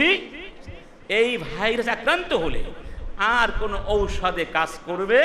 এখনো পর্যন্ত পৃথিবীর গবেষকেরা এই রোগের কোনো চিকিৎসা, ঔষধ বের করতে পারে নাই। এবং বিজ্ঞানীরা, গবেষকরা বলছেন যে 95%, অর্থাৎ এইডসে আক্রান্ত 95% মানুষ আক্রান্ত হয়েছে এইডস রোগে সমকামিতার কারণে। কত শতাংশ মানুষ? এইডস রোগে আক্রান্ত হওয়ার অনেক কারণ আছে, কিন্তু সবচেয়ে ভয়ানক কারণটার নাম কি? তাহলে ওরা যারা আজকে বাংলাদেশের রেইনবো প্রচার করেছে, ওরা বাংলাদেশের মানুষকে এইডস নামক ভয়াবহ ব্যাধি দিয়ে ধ্বংস করতে চায়। আমাদেরকে ধ্বংস করার আগে ওদের আখড়াগুলোকে ধ্বংস করতে হবে, নইলে আমাদের মুক্তি। আমার বন্ধুগণ, আল্লাহর হাবিব বলছেন, লাম তাযহারিল ফাহিশাতু ফি কওমিন কাত্তু হাত্তা ইউলিনু বিহা। কোন জাতির ভেতরে যখন অশ্লীলতা ছড়িয়ে পড়ে এবং ওই জাতি অশ্লীল কাজকে প্রকাশ্যে কমিট করে, ইল্লা ফাশা ফীহিমুত তাউন, আল্লাহ পাক তখন সেই জাতির ভিতরে মহামারী সৃষ্টি করে দেন। ওয়াল আউজাউল্লাতী লাম তাকুন মাদাত ফি আসলাফিহিম আল্লাযীনা মাদাউ, এবং এমন রোগ বালাই মুসিবত ওখানে ঢেলে দেন যেটা আগের যুগে কেউ কোনোদিন দেখে। এইডস কি জিনিস আগের মানুষ জানতো, বরং 1981 সালের আগে এইডস নামক রোগের কোনো অস্তিত্ব ছিল 1900, অর্থাৎ জানা ছিল না। 1981 সালে প্রথম এটা ধরা পড়ে। এ পর্যন্ত বিশ্বে 2.5 কোটি মানুষ এইডস রোগে মারা গেছে এবং মানুষের অকাল মৃত্যু, তাদের ভাষায় অকাল মৃত্যুর যে কারণগুলো আছে, চতুর্থতম বৃহৎ কারণ হলো কি? এইডস। এবং এইডসে আক্রান্ত অধিকাংশ হচ্ছে যুবক যুবতী এবং 50 লক্ষ এইডস রোগে আক্রান্তদের বয়স 15 বছরের নিচে। বর্তমান বিশ্বে এইডস রোগীদের সংখ্যা 4 কোটি ছাড়িয়ে গেছে। কত কোটি? মানে মিলিয়ন মিলিয়ন মিলিয়ন মিলিয়ন। কি জন্য? এই মহামারীর মূল কারণ কি? সমকামিতা, জিনা, ব্যভিচার, অবৈধ যৌনাচার। ইন্না লিল্লাহি। বাংলাদেশে এইডস রোগ প্রথম ধরা পড়েছিল 1989 সালে। কত সালে? 2013 সালের তৎকালীন স্বাস্থ্যমন্ত্রী নাসিম সাহেব, আজকেও মনে হয় স্বাস্থ্যমন্ত্রী না, তিনি পরিসংখ্যানে বলেছিলেন যে বাংলাদেশে 1299 জন মানুষ আক্রান্ত হয়েছে এইডসে। অবশ্য আরেকটা সংস্থা পরিসংখ্যান ছিল তখন যে বাংলাদেশে 3241 জন আক্রান্ত হয়েছে। কয় সালে? 2013 সালের কথা। কিন্তু ইউএনএইডস এর তথ্য মতে তখন এইডস আক্রান্তদের সংখ্যা ছিল 10,500 জন বাংলাদেশ। এটা 2013 সালের কথা। তাহলে আজকের পরিসংখ্যানটা আমি এখনো জানতে পারি নাই, খোঁজাখুঁজি করেছি, পাই নাই। পেলে হয়তো বলবো বা আপনারা জেনে নেবেন। কমার কথা নয়, বরং পরিসংখ্যা জ্যামিতিক হারে বেড়ে চলছে। ইন্না লিল্লাহি। কারণ অপরাধের পরিধিও জ্যামিতিক হারে বেড়ে চলছে। চিন্তা করতে পারেন, চিন্তা করতে পারেন আপনার দেশে আপনার ঘরের মধ্যে ছেলে মেয়ে নিয়ে টিভি দেখছেন আর সেখানে এই নাটক দেখাচ্ছে। আমি কিছু লাকাতার দেখেছি এই নাটকে, কিছুটা, কারণ কথা বলতে হলে দেখতে হবে। আমি কিছুটা দেখেছি সামান্য, তাতেই বুঝতে পেরেছি কি আছে এর ভিতরে। কোনো শিক্ষা নাই, নগণ্য জঘন্য অশ্লীল শিক্ষা। এটা আপনি কল্পনা করতে পারবেন না। আমরা কল্পনা করতে গেলে কষ্ট লাগে। কি বলে আমরা কোন দেশে আছি? আমরা কি বাংলাদেশে আছি, নাকি আমেরিকাতে আছি, নাকি ভারতে আছি? আল্লাহ পাক জানে। আমি বুঝতে পারছি না সরকার এই কুত্তাগুলোকে সুযোগ দিচ্ছে কোন অধিকারে? এগুলোকে সুযোগ দেওয়ার কোনো, এবং স্পন্সর বোর্ড কি করছে? এই নাটকগুলোকে টেলিকাস্ট করার জন্য যারা অনুমতি দিয়েছে তারাও সমানভাবে অপরাধী, তাদেরও শাস্তি দিতে হবে। কথা ঠিক না বেঠি আমার বন্ধুগণ? এটা হলো একটা রোগ, এইডস রোগ। এছাড়াও আরো অনেক রোগ আছে, যেমন সিফিলিস, এটাকে আরবিতে বলা হয় জুহুরি। এটা ভয়াবহ রোগ, মারাত্মক রোগ। গনোরিয়া, যৌন রোগ, ভয়াবহ রোগ। এবং পরিসংখ্যানে দেখা যায় যে আপনার এই সিফিলিস, গনোরিয়ায় 1975 সালেই 50 মিলিয়ন মানুষ আক্রান্ত হয়েছিল। কত মানুষ? মানে মিলিয়ন মিলিয়ন মানুষ এই সমস্ত রোগের কারণে মানে ঘা হয়ে যায়, পচন ধরে মুখে, হাতে, যৌনাঙ্গে, ভেতরে সব, যারা ক্যান্সার পর্যন্ত কি হতে পারে, গোড়াতে পারে। এই ধরনের অসংখ্য আল্লাহর গজব, অভিশাপ রোগের আকারে আক্রমণ করে কাদেরকে? যারা এই অপকর্ম করে। আরেকটি হচ্ছে বিশ্বাস এবং ধর্মীয় কুফল। এই অপরাধ যারা করবে একটা পর্যায়ে গিয়ে তাদের ঈমান নষ্ট হয়ে যাবে, তারা কাফের হয়ে যাবে, তারা মুশরিক হয়ে যাবে। কারণ তারা এটা হালাল মনে করে বসবে। কি মনে করবে? এটা কি ভালোবাসে থাকবে। যখন কেউ কবিরা গুনাহকে হালাল মনে করে কবিরা আসক্তি হয়ে যায়, ভালোবেসে ফেলে, তখন তার ঈমান নষ্ট হয়ে যায়, যেটা মহাপরিসম্পদ। ইবনুল কাইয়িম রাহিমাহুল্লাহ তিনি বলছেন, ওয়ালাকিন নাজাসাতুজ জিনা ওয়াল লিওয়াত আগলাযু মিন গায়রিহা মিনান নাজাসা। এই পৃথিবীতে যত নাজাসাত আছে, নাপাকি আছে, সবচেয়ে আগলায, সবচেয়ে নিকৃষ্ট মারাত্মক নাজাসাত হলো জিনা এবং সমকামিতার নাজাসাত। মিন জিহাতি আন্নাহা তুফসিদুল কলবা, কারণ এটা কলবকে নষ্ট করে দেয়। ওয়া তুদঈফু তাওহীদাহু আইদান, ইমান তাওহীদের বিশ্বাসকে নড়বড়ে করে দেয়। ওয়ালিহাযা কানা আহদান নাস বিহাযিহি নাজাসা আকসারুহুম শিরকান। এই পৃথিবীতে এই নাজাসাত মানে জিনা, ব্যভিচার, সমকামিতা সেই জাতি, সেই গোষ্ঠী, সেই লোকেরা সবচেয়ে বেশি করে যারা কাফের, যারা মুশরিক। কথা ঠিক? তাহলে বোঝা গেল এই অপরাধ মানুষের ঈমানকে নষ্ট করে দেয়। পক্ষান্তরে যাদের ঈমান যত শক্ত, যাদের আমলে ইখলাস যত বেশি, যাদের মধ্যে আল্লাহর মহব্বত যত বেশি, তারা এই অপরাধ থেকে তত দূরে থাকে। এজন্য আল্লাহ সুবহানাহু ওয়া তাআলা ইউসুফ আলাইহিস সালামের কাহিনী উল্লেখ করেছেন সূরা ইউসুফের ভেতরে। জুলাইখা তাকে নিয়ে চক্রান্ত করেছিল, সবার জানা আছে। সেই সুন্দর বা সেই কাহিনী আল্লাহ পাক কোরআনের মধ্যে ব্যক্ত করেছেন। আল্লাহ পাক বলছেন, ওয়ারাওয়াদাতুহুল্লাতী হুয়া ফি বাইতিহা আন নাফসিহি ওয়া ক্বালাত হাইতা লাক। জুলাইখা ইউসুফ আলাইহিস সালামকে নানাভাবে অপকর্ম করতে প্ররোচনা দিচ্ছিল। এক পর্যায়ে তাকে বলেছিল, হাই তালাক, এদিকে এসো, এদিকে। ইউসুফ আলাইহিস সালাম বললেন, ক্বালা মাআযাল্লাহ, আল্লাহ আমাকে রক্ষা করো, আমাকে বাঁচাও। ইন্নাহু রাব্বি, নিশ্চয় আল্লাহ আমার রব। আহসানা মাসওয়াই, যিনি আমাকে সুন্দরভাবে জীবনযাপন করবার ব্যবস্থা করে দিয়েছেন। এটা ইউসুফ আলাইহিস সালাম এখানে আল্লাহকে উদ্দেশ্য করতে পারেন। আবার কোন কোন মুফাসসিরিন কিরাম বলছেন এখানে উদ্দেশ্য হচ্ছে জুলাইখার স্বামী, যিনি ইউসুফকে তার বাড়িতে সম্মানজনকভাবে বসবাস করবার ব্যবস্থা করে দিয়েছিলেন। এবং তিনি বললেন, ইন্নাহু লা ইউফলিহুয যালিমুন, নিশ্চয়ই জালেমরা সফল কাম হয় না। অর্থাৎ এই জুলুম, এই অপকর্ম আমি করতে পারবো। আল্লাহ পাক বলছেন, ওয়ালাকাদ হাম্মাত বিহি ওয়া হাম্মা বিহা।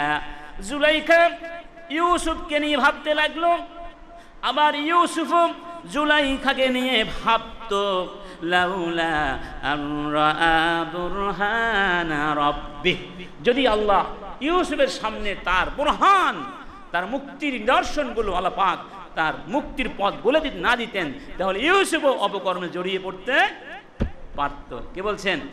এরপরে আল্লাহ বলছেন, কাযালিকা লিনাসরিফা আনহুস সুআ ওয়াল ফাহশা ইন্নাহু মিন ইবাদিনাল মুখলাসিন। আমি কি জন্য করেছি? আমি ইউসুফকে অশ্লীলতা থেকে, নিকৃষ্ট কাজ থেকে হেফাজত করার জন্য। সুবহানাল্লাহ। কি কারণে? কেন? ইন্নাহু মিন ইবাদিনাল মুখলাসিন, কারণ ইউসুফ আমার একনিষ্ঠ পরায়ণ বান্দাদের একজন। সুবহানাল্লাহ। মুখলেস বান্দা, তার মানে আল্লাহর সঙ্গে আপনার মহব্বত আর ভালোবাসার সম্পর্ক যত বেশি হবে, এই অপকর্ম থেকে তত বেশি আল্লাহ আপনাকে দূরে রাখবেন। ঠিক না বে ঠিক? অতএব এই অপকর্ম করলে ঈমান কি হয়ে যায়? নষ্ট হয়ে যায়। আমরা একটি গুরুত্বপূর্ণ বিষয় নিয়ে আলোচনা করছিলাম। গুরুত্বপূর্ণ বলতে ইতিবাচক অর্থে নয়, একটি ভয়াবহ বিষয় নিয়ে আলোচনা করছিলাম, যে বিষয়টি আমাদের যুব সমাজকে বিশেষ করে এবং মুসলিম উম্মার চরিত্রকে সাধারণভাবে ধ্বংস করে দেওয়ার মতো একটি বিপজ্জনক অবস্থানে চলে এসেছে, একটি ভয়াবহ অবস্থানে চলে এসেছে। আমরা গত আলোচনায় বলেছিলাম যে তারা একসময় ডিফেন্সে ছিল, এখন অফেন্সে চলে এসছে। এখন আমাদের অবস্থান ডিফেন্সে চলে গেছে। এই মুহূর্তে যদি আমরা এই ভয়াবহ অপরাধীদেরকে বা এই অপরাধকে বন্ধ করতে না পারি, তাদের অপতৎপরতা মিটিয়ে দিতে না পারি, তাহলে আমাদের ভবিষ্যৎ হয়তো অন্ধকার হয়ে যাবে, বিশেষ করে আমাদের সন্তানদের ভবিষ্যৎ। গতকাল ঢাকাতেও এই বিষয়টি নিয়ে বেশ কিছু বিচক্ষণ এবং বিদগ্ধজন আলোচনা করছিলেন। যাই হোক, রাসূল করিম সাল্লাল্লাহু আলাইহি ওয়াসাল্লাম এই অপরাধ যে কতটুকু ভয়াবহ, সেই ভয়াবহতার চিত্র অঙ্কন করতে গিয়ে একটি হাদিসে বলছেন, ইযা ইসতাহাল্লাত উম্মতি খামসান ফাআলাইহিমুদ দামার। আমার উম্মত যখন 5টি জিনিসকে হালাল মনে করবে, বৈধ মনে করবে, তখন তাদের উপরে দামা সর্বাত্মক ধ্বংস নেমে আসবে। ইদা ওয়াহারাত তালাউন, যখন তারা একজন আর একজনকে লানাত করবে, অভিসম্পাদ দেবে, অর্থাৎ তাদের পারস্পরিক সম্পর্ক নষ্ট হয়ে যাবে এবং সেটা চূড়ান্ত শত্রুতায় পরিণত হয়ে যাবে।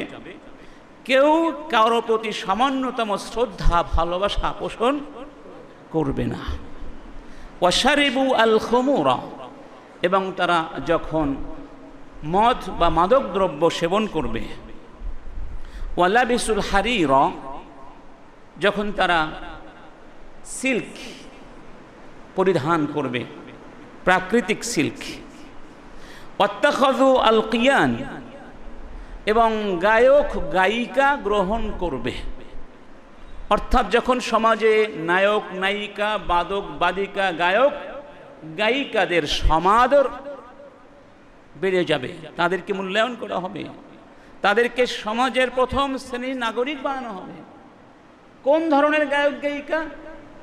স্বাভাবিকভাবেই যারা চরিত্র হনন করে, যাদের গানের ভেতরে, যাদের ছন্দের ভেতরে, যাদের অভিনয়ের ভেতরে সমাজ সংশোধনের কোনো উপাদান থাকবে না, বরং সমাজের মূল্যবোধগুলোকে গলা টিপে হত্যা করা।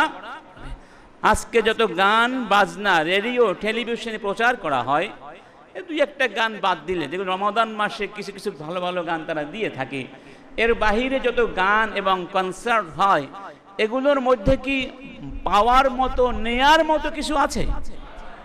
নাই। একথাই রাসূল আমাদেরকে সাবধান করে দিয়ে বলে গেছেন। এবং 4 নম্বর, ওয়াক্তাফার রিজালু বির রিজাল, যখন পুরুষ পুরুষকে নিয়েই থাকবে, অন্নিসাউ বিন নিসা, এবং নারীরা নারীদেরকে নিয়েই থাকবে, নারীরা পুরুষরা নারীদের কাছে যাবে না। অর্থাৎ যে স্বাভাবিক বিবাহ বন্ধন আছে, প্রাকৃতিক চাহিদা পূরণের যে স্বাভাবিক ব্যবস্থা আল্লাহ করে দিয়েছেন, সে স্বাভাবিক চাহিদা পূরণের স্বভাবজাত পন্থা উপেক্ষা করে তারা স্বভাব বিকৃত পন্থা গ্রহণ করবে, যেটাকে আধুনিক পরিভাষায় সডমি বলা যায়, কিংবা লিসবেনিয়ান অনেক নামকরণ করা হয় ইত্যাদি। ইন্না লিল্লাহি ওয়া ইন্না ইলাইহি রাজিউন।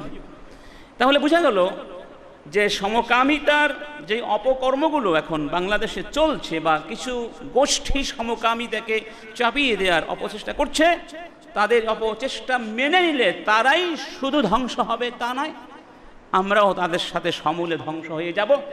আল্লাহর পক্ষ থেকে সেই গজব যে কোনো মুহূর্তে আসতে পারে। ইমাম বাইহাকি হাদিসটি রিওয়ায়াত করেছেন।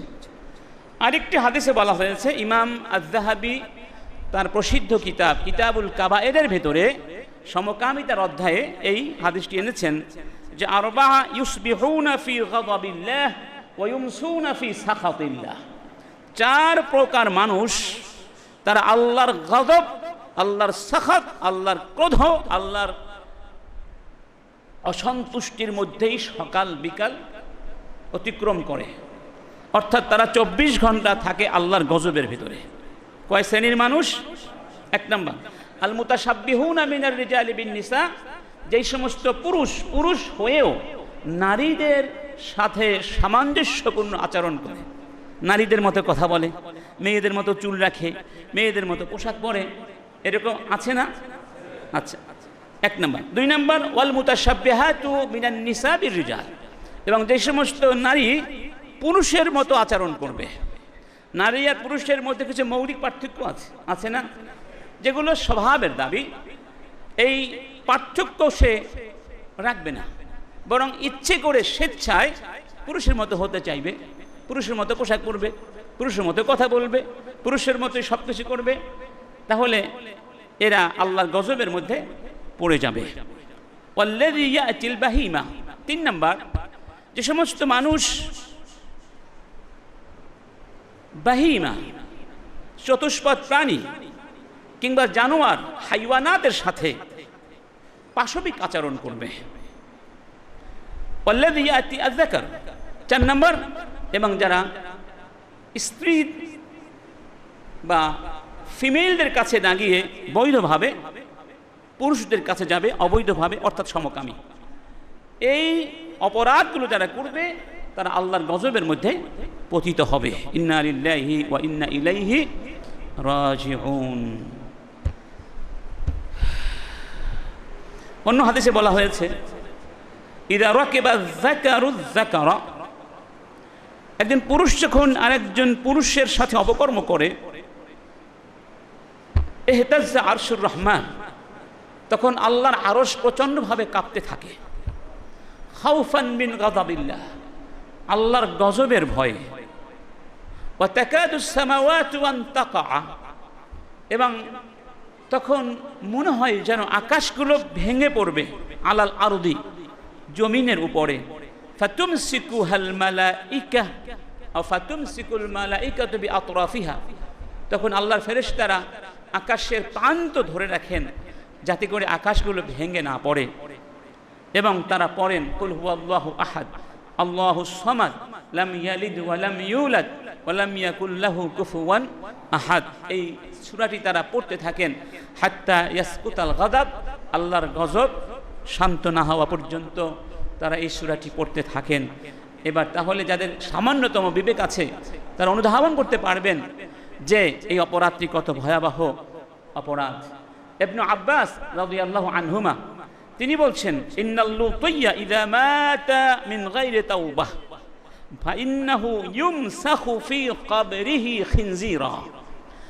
লূত আলাইহিস সালামের কওমের মতো যারা অপকর্ম করবে, এই অপকর্মকারী যখন মারা যাবে কবরের মধ্যে তার চেহারাকে শূকরের চেহারায় বিকৃত করে দেওয়া হবে। কিসের চেহারা? শূকরের চেহারা। অতএব যারা আজকে এই সমকামিতা মতো অপরাধ করে নিজেদেরকে আধুনিক ভাবছে, আসলে তারা আধুনিক নয়। আসলে তাদের সাথে শূকর এবং জন্তু জানোয়ারের কোনোই পার্থক্য নাই। আমরা গত জুমুয়ার শেষ পর্যায়ে যে বিষয়টি আলোকপাত করছিলাম সেই পয়েন্টটি ছিল সমকামিতার ভয়াবহ ধ্বংসাত্মক পরিণামগুলো কি কি। আমরা বলেছিলাম যে আল্লাহ সুবহানাহু ওয়া তাআলার পক্ষ থেকে এই অপরাধের ভয়াবহ ধ্বংসাত্মক পরিণাম ঢেলে দেওয়া হয়। এই অপরাধ যারা করে তারা নানা ধরনের ধ্বংসাত্মক ব্যাধি এবং পরিণামে আক্রান্ত হয়। এবং এই ক্ষতিগুলোকে, এই ধ্বংসাত্মক পরিণামগুলোকে আমরা কয়েকটি ভাগে ভাগ করতে পারি। একটি হলো আদরার আল খুলুকিয়া, চারিত্রিক ক্ষয়ক্ষতি, চারিত্রিক নৈতিক ক্ষতি। নৈতিক ক্ষতি কি কি হয়? একটি হচ্ছে কিল্লাতুল হায়া, শালীনতা, লজ্জাবোধ নষ্ট হয়ে যায়। আল হায়া ওয়াল হায়াতু, হায়াত মানে জীবন, হায়া মানে লজ্জা, দুটো একই জিনিস। এই অর্থে যার মধ্যে লজ্জাশীলতা আছে তার যেন জীবন আছে, সে যেন জীবিত।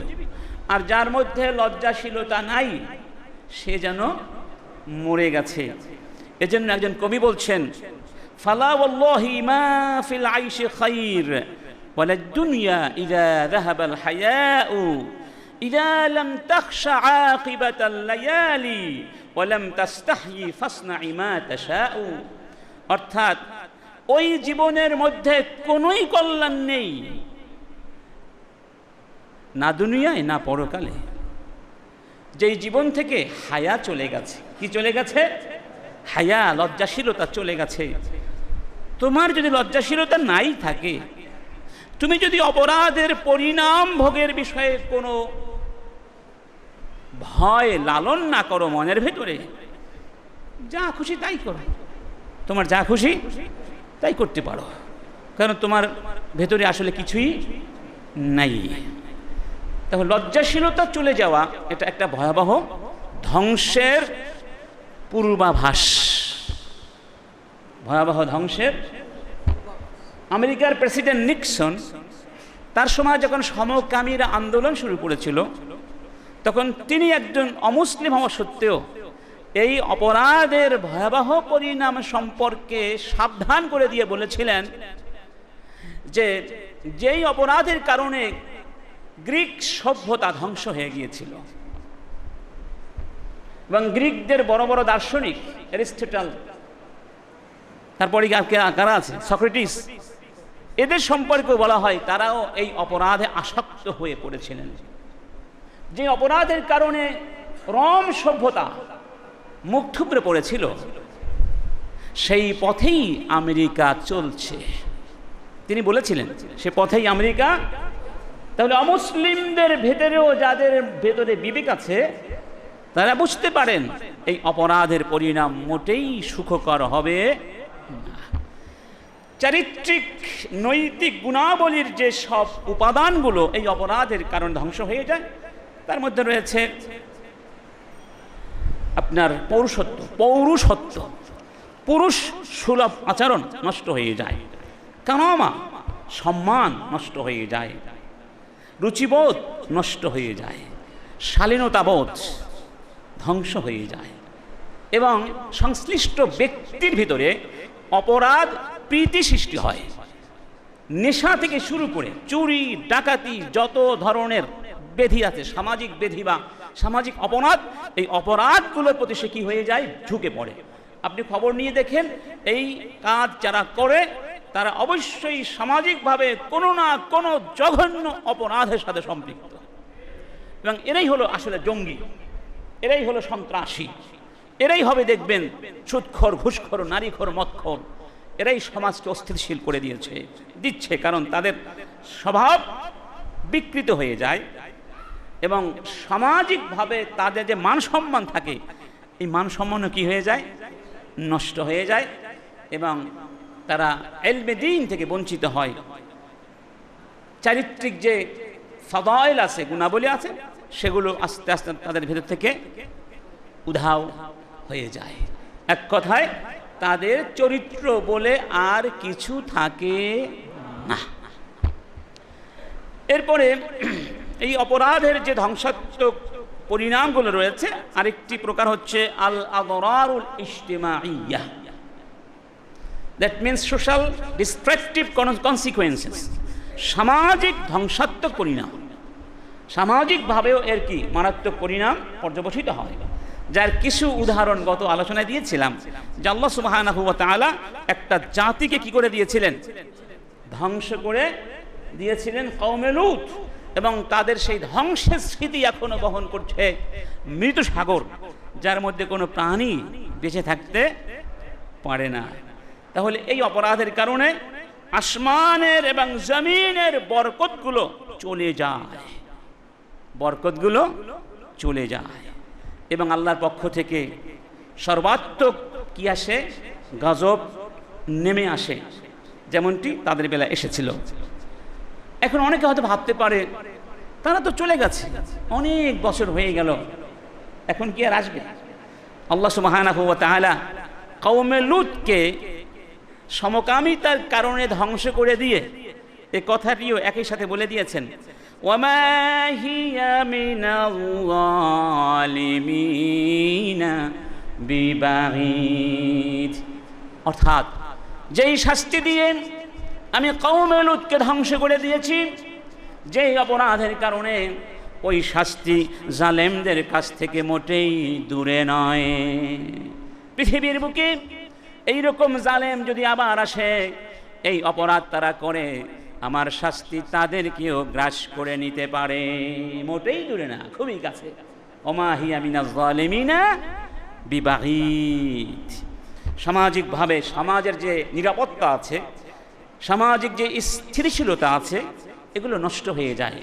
সমাজে ফাওদা, অস্থিতিশীলতা, বিশৃঙ্খলা ছড়িয়ে পড়ে, বিশেষ করে যৌন বিশৃঙ্খলা, এবং সমাজে সত্যিকার শান্তি এবং সমগুণ এগুলো চলে যায়। সমাজ ভেঙ্গে চুরমার হয়ে যায়, সমাজের অবকাঠামো ধ্বংস হয়ে যায়। কিভাবে ধ্বংস হয়?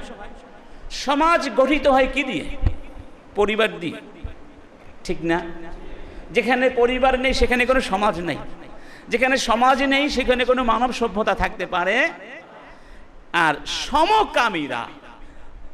সমকামিতা করে হোক বা সমলিঙ্গের সাথে বিবাহ বন্ধন, তাদের ভাষায় যেতেই হোক, এর মাধ্যমে কি কোনো পরিবার গঠিত হয়? সেখানে কি কোনো প্রজন্ম আসে? তাহলে পরিবার ধ্বংস হয়ে গেল। আর পরিবার ধ্বংস হয়ে যাওয়া মানে হলো পরিবার ধ্বংস নয়, পরিবারের অস্তিত্ব শেষ হয়ে গেল। ঠিক না বেঠিক? বরং মানব প্রজন্মের অস্তিত্ব ডাইনাসের হয়ে যাবে। এই অপরাধকে মেনে নিলে এক পর্যায়ে মানুষ পৃথিবীতে থাকবে না, কারণ এই অপরাধের কারণে মানব রিপ্রোডাকশন বন্ধ হয়ে যাবে না। তাহলে যেই অপরাধের কারণে মানুষের অস্তিত্ব ধ্বংস হয়ে যেতে পারে, মানব প্রজন্ম এর বিনাশ সাধিত হতে পারে, সেই অপরাধ মানুষের পক্ষে স্বীকার করে নেওয়াটা শোভা পায়। এবং এই জাতীয় অপরাধের ব্যাপারে ইসলাম কঠোর হস্ত, এ ব্যাপারে কোনো ছাড় দেয়া হয় নাই।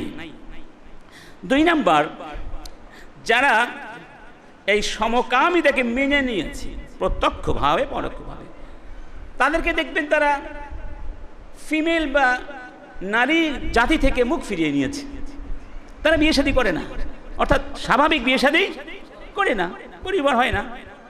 যে কারণে সমাজে কি অবস্থাটা হয়, যদি পুরুষ লোক নারীদেরকে বিয়ে না করে তো নারীরা যাবে কোথায়? কথা বুঝতে পেরেছে? তখন সমাজে জিনা ব্যভিচার ছড়িয়ে পড়বে না?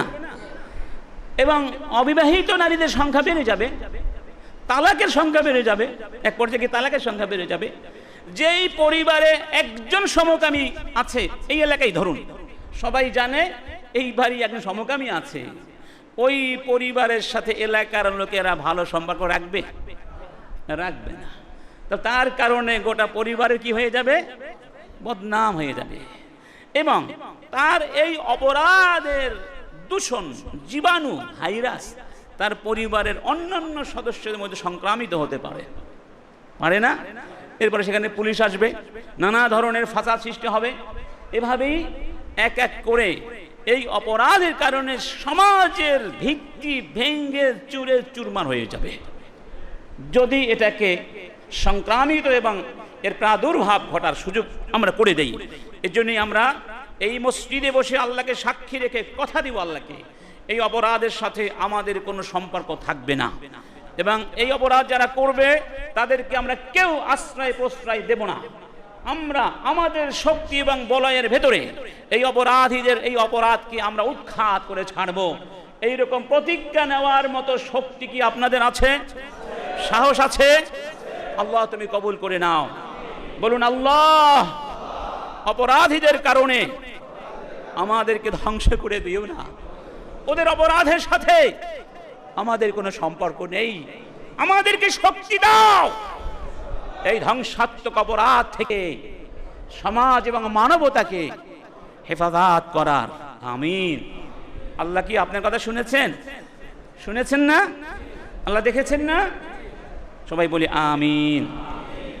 সম্মানিত বন্ধুগণ, এরপরে আসুন, এই অপরাধের কিছু অর্থনৈতিক ক্ষতি আছে, কিছু না, ব্যাপক অর্থনৈতিক মারাত্মক ক্ষতি আছে। যারা এই অন্যায় করে তারা সবসময় এর পেছনেই ঘোরে না। এই অপরাধ করার জন্য যদি বাংলাদেশ থেকে ব্যাংকক যেতে হয়, ব্যাংককও যায়, থাইল্যান্ড যায় না, কানাডায় যায়, আমেরিকা যায়, উদ্দেশ্য খারাপ। তাহলে এই যে অপরাধীগুলো এই দেশ বিদেশে ঘুরে এই অপরাধ করছে, অর্থ ব্যয় হচ্ছে না? এই অর্থটা দেশের জন্য ক্ষতি হচ্ছে না? আচ্ছা, 2 নাম্বার, আমরা গত আলোচনায় বলেছিলাম যে এই অপরাধের কারণে অসংখ্য ভয়ানক রোগ ব্যাধি, দুরারোগ্য ব্যাধিতে মানুষ আক্রান্ত হয়, যেগুলোর মধ্যে আধুনিক যুগের সবচেয়ে ভয়ানক হচ্ছে HIV/AIDS, ঠিক না? এরপরে আছে আরো, যেমন গনোরিয়া, এটাকে আরবিতে বলা হয় সাইলান। ধরুন বছরে 200 থেকে 500,000, মানে 2 লক্ষ থেকে 5 লক্ষ মানুষ, 2 লক্ষ থেকে 5 লক্ষ মানুষ মিনিমাম এই যৌন অপরাধের কারণে গনোরিয়া নামক রোগে আক্রান্ত হয়, মিনিমাম। এদের প্রত্যেকের পেছনে যদি চিকিৎসা করার জন্য $250 থেকে $400 ব্যয় করা হয়, তাহলে পরিমাণ দাঁড়াবে $80 থেকে $200 বিলিয়ন। 200 $200 বিলিয়ন যদি শুধু গনোরিয়া চিকিৎসা ব্যয় হয়, তাহলে আরো যেই রোগগুলো আছে, বিশেষ করে এইডস, এর পেছনে কত বিলিয়ন বিলিয়ন ডলার ব্যয় হবে, আর সেটা কি অর্থনৈতিক ক্ষতির মধ্যে পড়বে না? তারপরে এই অপরাধ যারা করে তারা কিন্তু সবসময় একটু সমাজ বিমুখ থাকে, অপরাধী ভাব থাকে না? তারা তেমন আসলে কর্মঠ হয় না, তারা সমাজ বিনির্মাণে তেমন তাদের কোনো ভূমিকা থাকে না। আর যেই সমস্ত যুবক সমাজ বিনির্মাণের ভূমিকা থেকে সরে গেল, তাদের কর্মক্ষমতাকে সমকামিতার মধ্যে ঢুকিয়ে দিয়ে এটাকে শেষ করে দিল, তাদের অপরাধের কারণে সমাজ অনেক কিছু হারালো। সমাজ তার অর্থনৈতিক উন্নতির পথে বারবার হোঁচট খাবে এবং বাধাগ্রস্ত হবে। এজন্য এই জাতীয় অপরাধকে অর্থনৈতিক মানদণ্ডেও গ্রহণ করার কোনো সুযোগ নাই। হ্যাঁ, কিছু লোক হয়তো কি করবে, এটাকে দিয়ে ব্যবসা করতে পারে। যেমন কিছু টেলিভিশন আছে যারা গ্রামীণ ফোনের মতো বিভিন্ন প্রতিষ্ঠানের কাছে গিয়ে বলবে আমরা শ্রমী প্রচার করব, স্পন্সর করো। তো টেলিভিশন চ্যানেলগুলো হয়তো কিছু স্পন্সর করার মতো প্রতিষ্ঠান পাবে, তাদের লাভ হবে, কিন্তু আলটিমেটলি গোটা জাতি কি হবে? গোটা জাতি। আমরা গ্রামীণ ফোনকে স্পষ্ট ভাষায় বলবো, তোমরা যে অপরাধ করেছো তা ক্ষমার যোগ্য। ভবিষ্যতে এরকম আর কোন নাটকে স্পন্সর করবে, তোমরা ক্ষমা চাও, প্রকাশ্যে ক্ষমা চাও। এবং আমাদের উচিত গ্রামীণ ফোনের মতো এই প্রতিষ্ঠানগুলো যদি তার অবস্থান থেকে সরে না আসে, তাহলে এগুলোকে প্রত্যাখ্যান এবং বয়কট করা উচিত। বয়কট করা, অবশ্য তারা বলেছে আমরা তো দেখি নাই, আমরা টাকা পয়সা ফিনান্স করি, কিন্তু আমরা দেখি না কোথায় কি হচ্ছে না হচ্ছে। এগুলো আসলে গ্রহণযোগ্য কথাবার্তা নয়, এগুলো দায়িত্বশীল কথাবার্তা নয় বলে আমরা বিশ্বাস করছি। এরপরে আরো অনেক ক্ষতি আছে, তার মধ্যে আবরার নাফসিয়া আছে, মানসিক ক্ষতি আছে। মানসিক ক্ষতির ভিতরে স্নায়ু বিকার হতে পারে, মানসিক অস্থিরতা সৃষ্টি হতে পারে, তারপরে অসামাজিক হয়ে যায়, যেটা আমরা আগে বললাম। তারপরে ব্যক্তিত্বের দুর্বলতা সৃষ্টি হয়, হীনমন্যতা বোধ কাজ করে, আত্মবিশ্বাস কি হয়ে যায়, নষ্ট হয়ে যায়। এই কাজ যারা করে তাদের ভেতরে কি থাকে না, আত্মসম্মান বোধ যেমন থাকে না, আত্মবিশ্বাসও থাকে না। আর যার আত্মবিশ্বাস নষ্ট হয়ে যায় তাকে দিয়ে কিছুই হয় না, তাকে দিয়ে কোনো কাজ হয় না। এরপরে আমরা আরেকটি বিষয় আলোচনা করব, পয়েন্ট, সেটি হচ্ছে আসবাব উকু আল জারিমা। এই অপরাধ কেন সংঘটিত হয়, এর কারণগুলো কি? কিছু কারণ আছে, কারণগুলো ডায়াগনোস করতে পারলে সমাধানগুলো কি হয়ে যাবে, সহজ হয়ে যাবে। এই জন্য আমরা সংক্ষিপ্তভাবে এই কারণগুলো আলোচনা করব। এই কারণগুলোকে আমরা দুই ভাগে ভাগ করতে পারি, অভ্যন্তরীণ কারণ এবং আপনার আওয়ামিল খারাজিয়া তথা বাহিরের কারণ, আন্তর্জাতিক কারণ। যেগুলো আমরা আভ্যন্তরীণ নয় এরকম কয়েকটা কারণ বলা যেতে পারে। যেমন জাতিসংঘের ভূমিকা। জাতিসংঘ 1951 সাল থেকে সমকামীদের পক্ষে আইন করার জন্য আদা জল খেয়ে নেমেছে এবং 2008 সালে 66টি রাষ্ট্র তাদের দণ্ডবিধি থেকে সমকামিতার দণ্ড উঠিয়ে এটিকে দণ্ডহীন বৈধ কাজের রূপ দিয়েছে। আপনারা জানেন যে 1994 সালে আমি যখন কায়রোতে ছিলাম তখন একটা সম্মেলন করেছে জাতিসংঘ কায়রোতে, এবং সেখানে তখন অনেক হইচই করে গিয়েছিল মিশরে সহ আরব বিশ্বে, মুসলিম বিশ্বগুলোতে। সেখানে জাতিসংঘ সমকামীদের পক্ষে আইন করার জন্য নানা ধরনের অপচেষ্টা করেছিল এবং তারা অনেকখানি সফলও হয়েছিল। ঠিক এর এক বছর পরে 1995 সালে চীনে পিকিংয়ে তারা আরেকটি সম্মেলন করেছিল। সেখানে 7,000 মহিলা এই সম্মেলন কেন্দ্রের বাহিরে বিক্ষোভ করেছিল। এই মহিলারাও ছিল সমকামী, তারা সমকামিতার পক্ষে আইন করবার দাবি করেছিল। মূলত এর পেছনে জাতিসংঘের উস্কানি কি আছে? অবশ্যই এইভাবে জাতিসংঘের কারণে পৃথিবীর সমকামীরা নানা দেশের আইনকে নিজেদের পক্ষে আনতে সক্ষম হয়েছে। এই জন্য জাতিসংঘকে আমরা এই অর্থে বলতে পারি একটা সমকামী সংঘ, কারণ তারাই সমকামীদের সামনে পথ খুলে দিয়েছে। ব্যক্তি স্বাধীনতা মানে কি সমকামিতা? অপরাধ করার স্বাধীনতাকে স্বাধীনতা বলা হয় না। তাহলে আইন, কোর্ট, কাছারি এসব বন্ধ করে দাও। চোর বলবে আমার চুরি করার স্বাধীনতা আছে, বলতে পারে না, এটা আমার ব্যক্তি স্বাধীনতা। মদখোর বলবে এটা ব্যক্তি স্বাধীনতা। সুদখোর বলবে আমার স্বাধীনতা। তোমার কি? ব্যক্তি স্বাধীনতার দুয়ার এভাবে খুলে দেয়া হলে আইন, কানুন আর কোনো কিছুর প্রয়োজন এই পৃথিবী থাকবে, সমাজ থাকবে, রাষ্ট্র থাকবে না। অতএব সবকিছুকেই ব্যক্তি স্বাধীনতার তমক লাগিয়ে দিয়ে বা তকমা লাগিয়ে দিয়ে বৈধ করার অপচেষ্টা আমরা প্রতিবাদ করছি এবং জাতিসংঘকে অনতিবিলম্বে সমকামীদের প্রতি এই সহ মর্মিতা সমবেদনামূলক অবস্থান থেকে সরে এসে সমকামিতাকে চূড়ান্ত দণ্ডনীয় অপরাধ হিসাবে সাব্যস্ত করবার অবস্থানে আসার জন্য উদাত্ত আহ্বান জানাচ্ছি। হয়তো আমাদের আহ্বান আল্লাহ পাক পৌঁছিয়ে দিবেন, আমরা হয়তো পৌঁছাতে পারবো। কথা ঠিক না? আল্লাহ পাক চাইলে পৌঁছে দিতে পারেন না? পারেন, অবশ্যই। 2 নাম্বার, পৃথিবীর অনেক রাষ্ট্র আছে যেই রাষ্ট্রগুলো সমকামীদেরকে আশ্রয় দেয়। কি দেয়? তাদের দেশে আশ্রয় দেয় এবং সমকামীদের জন্য লেখাপড়া বা বৃত্তির কোটা রেখেছে। কোটা, এই কোটায় আলাদা বৃত্তি দেওয়া, স্কলারশিপ দেওয়া হয়, মানে এগুলো প্রমোট করার জন্য সমকামীদেরকে। এরপরে আপনারা অনেকেই সচেতন ভাইয়েরা জানেন, ইহুদি এবং খ্রিস্টানরা তথা মুসলিম বিদ্বেষী জনগোষ্ঠী পৃথিবীর, তারা 10টি নীল নকশা অঙ্কন করেছে। কয়টা? 10টা নীল নকশা নিয়ে কাজ করছে। এই 10টি নীল নকশার ব্যাপারে অনেক মুসলিম গবেষক মুসলিম জাতিকে বহু বছর ধরে সাবধান করে আসছেন। এই 10টি নীল নকশা কি?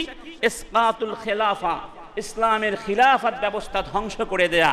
এ কারণেই তুরস্কের ইস্তাম্বুলে তুরস্কে যখন ব্রিটেন, ফ্রান্স এবং আপনার ইটালি এই সমস্ত দেশের বাহিনী ঢুকেছিল প্রথম বিশ্বযুদ্ধের পরে বা ওই সময়, তখন তারা তুরস্ক থেকে অপসারিত হওয়ার ক্ষেত্রে সৈন্য প্রত্যাহার করার জন্য যে শর্তগুলো আরোপ করেছিল, সেই শর্তগুলোর সবগুলোই ছিল খিলাফত কেন্দ্রিক।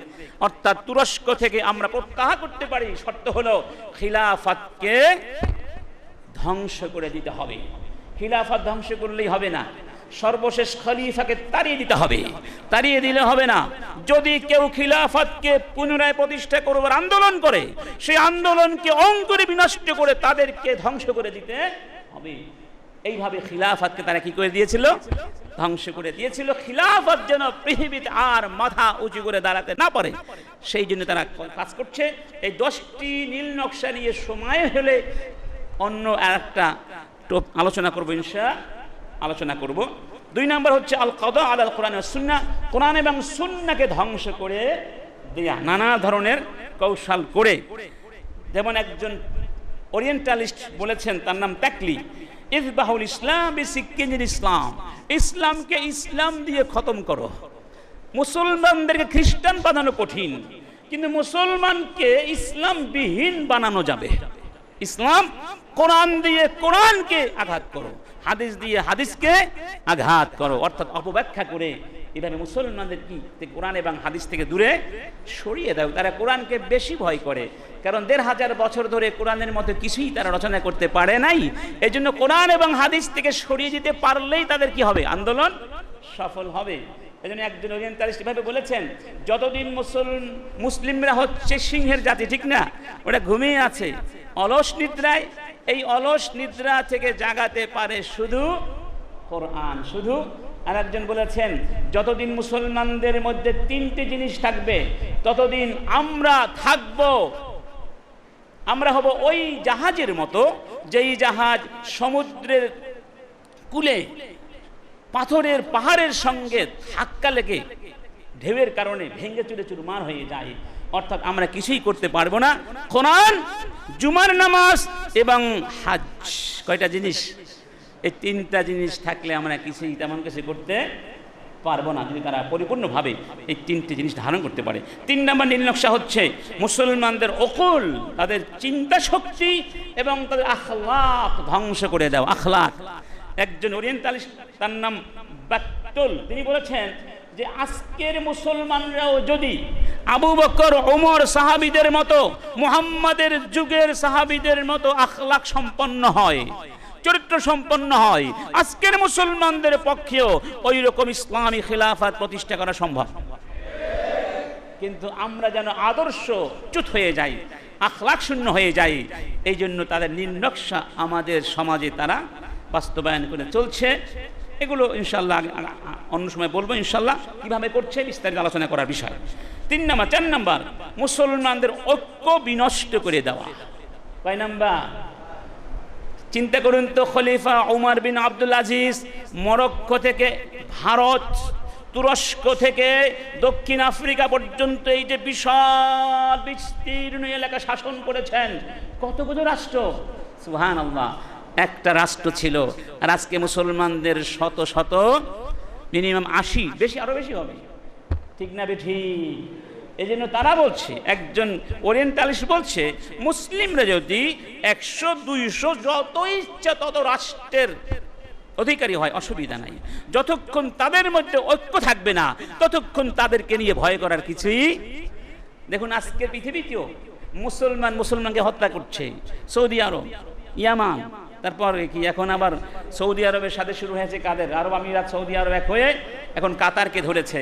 অথচ এই শক্তিগুলো যদি আজকে এক থাকতো তাহলে ইহুদি খ্রিস্টানরা টু শব্দ করা সাহসে করত, কিন্তু নিজেদের গদি রক্ষার জন্য তারা এখন ইহুদি খ্রিস্টানদের পদলেহন করছে, 5 আটা গোলাম। এগুলো কি? যারা মুসলমানদের ভেতরে অনৈক্য সৃষ্টি করে নিজেদের গদি ধরে রাখার চেষ্টা করছে, তারা ইহুদি খ্রিস্টানদের 5 আটা গোলাম। 5 নম্বর নীল নকশা হচ্ছে মুসলমানদের ভেতরে ইসলামের ব্যাপারে সন্দেহের বীজ বপন করে দাও। তোমাদের কোরআন ঠিক নাই, তোমাদের হাদিস ঠিক নাই, তোমাদের ইসলাম ঠিক নাই, তোমাদের ফিক ঠিক নাই, তোমাদের ইসলামে নারীদের মূল্য নাই, এই সমস্ত আজে বাজে বলে আমাদের ঈমান, আমাদের বিশ্বাস, আমাদের চিন্তা শক্তিকে কি করে দেওয়া? নড়বড়ে করে দেওয়া। মুহাম্মদ ডাকাতি করেছে, আস্তাগফিরুল্লাহ, কথা বুঝতে পেরেছেন? ডাকাতি করেছে। বাংলাদেশের এক নাস্তিক বলেছিল না যে যেগুলো ডাকাতি, মুহাম্মদ নাকি ডাকাতি করেছে মক্কায় এসে, আস্তাগফিরুল্লাহ। মনে আছে সেই নাস্তিকটার কথা? মনে আছে? কি নাম বলুন তো? লতিফ সিদ্দিকী।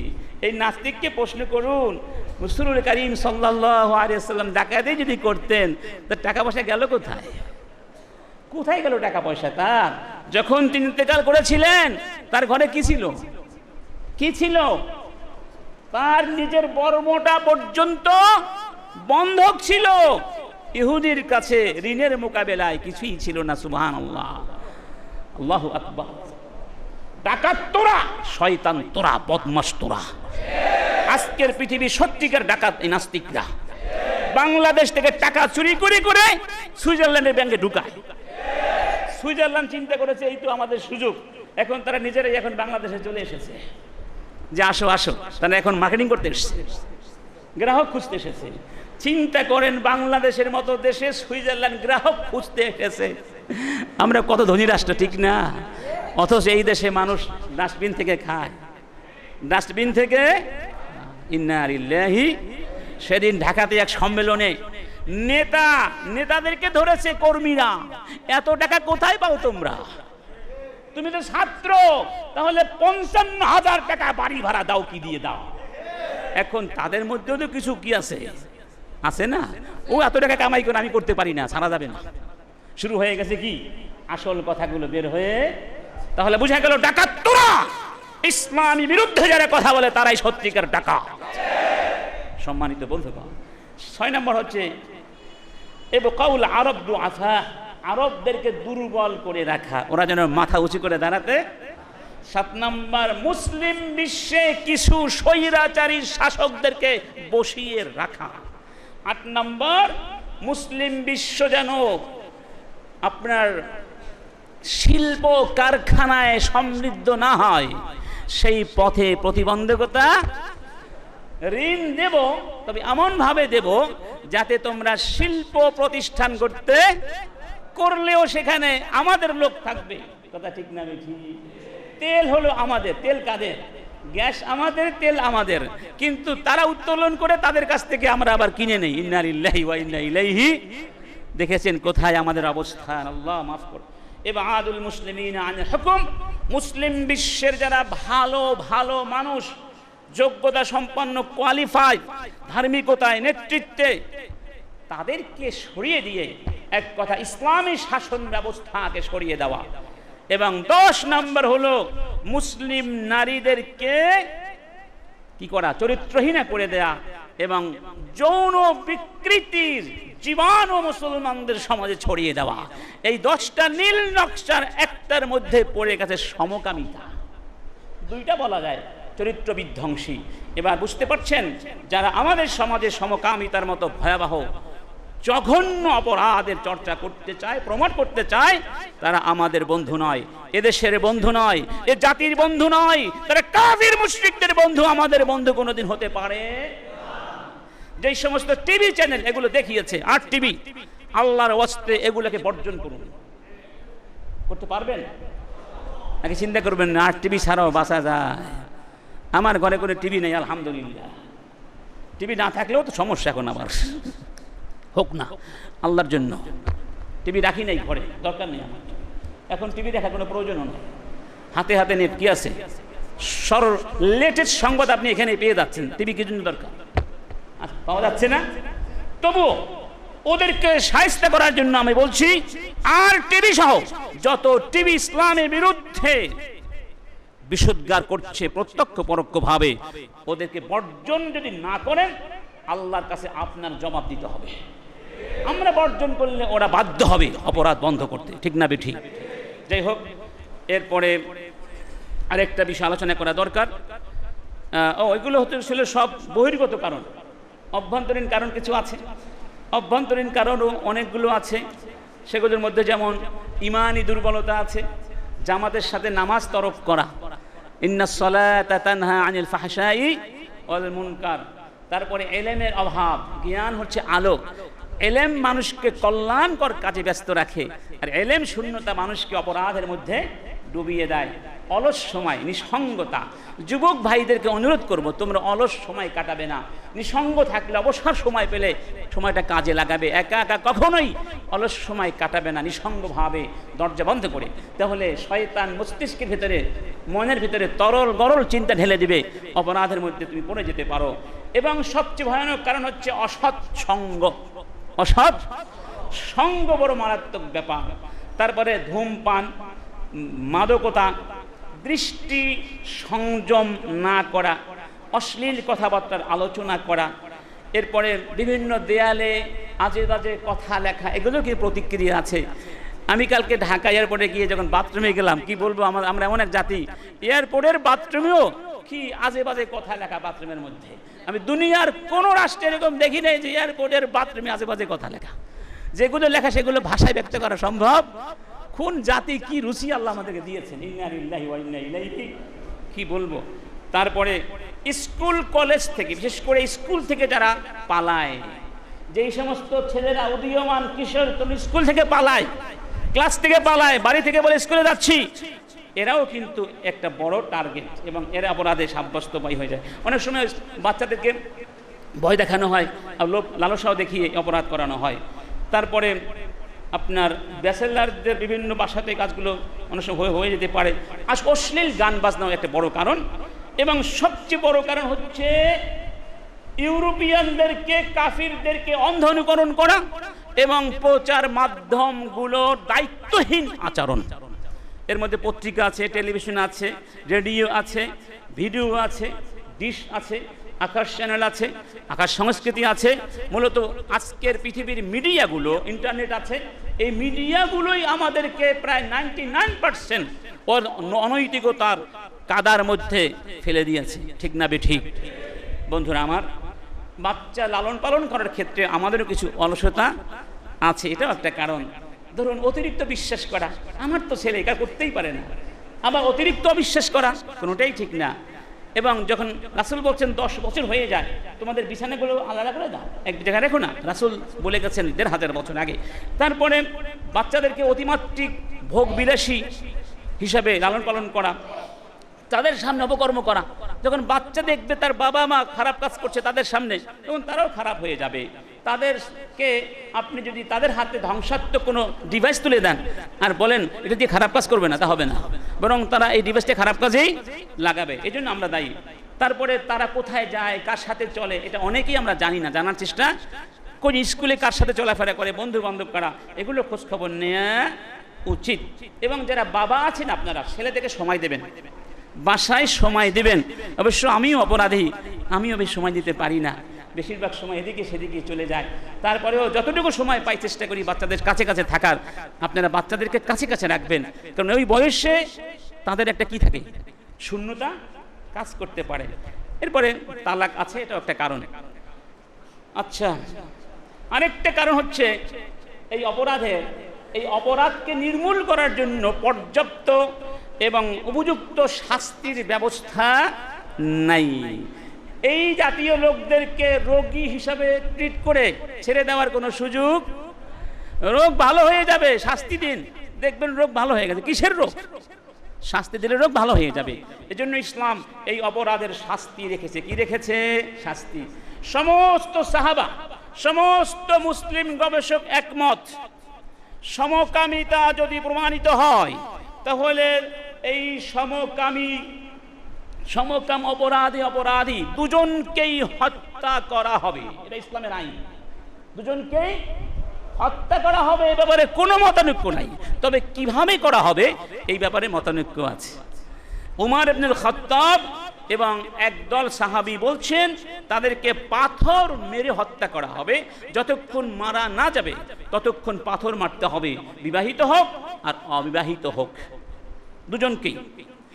আবু বকর, আলী, আব্দুল্লাহ ইবনে জুবায়ের, হিশাম বিন আব্দুল মালিক, এই চারজন খলিফা ছিলেন। তারা আগুন দিয়ে জ্বালিয়ে হত্যা করেছিলেন। আমার মনে হয় একমাত্র দণ্ড আগুন দিয়ে হত্যা করা ইসলামে।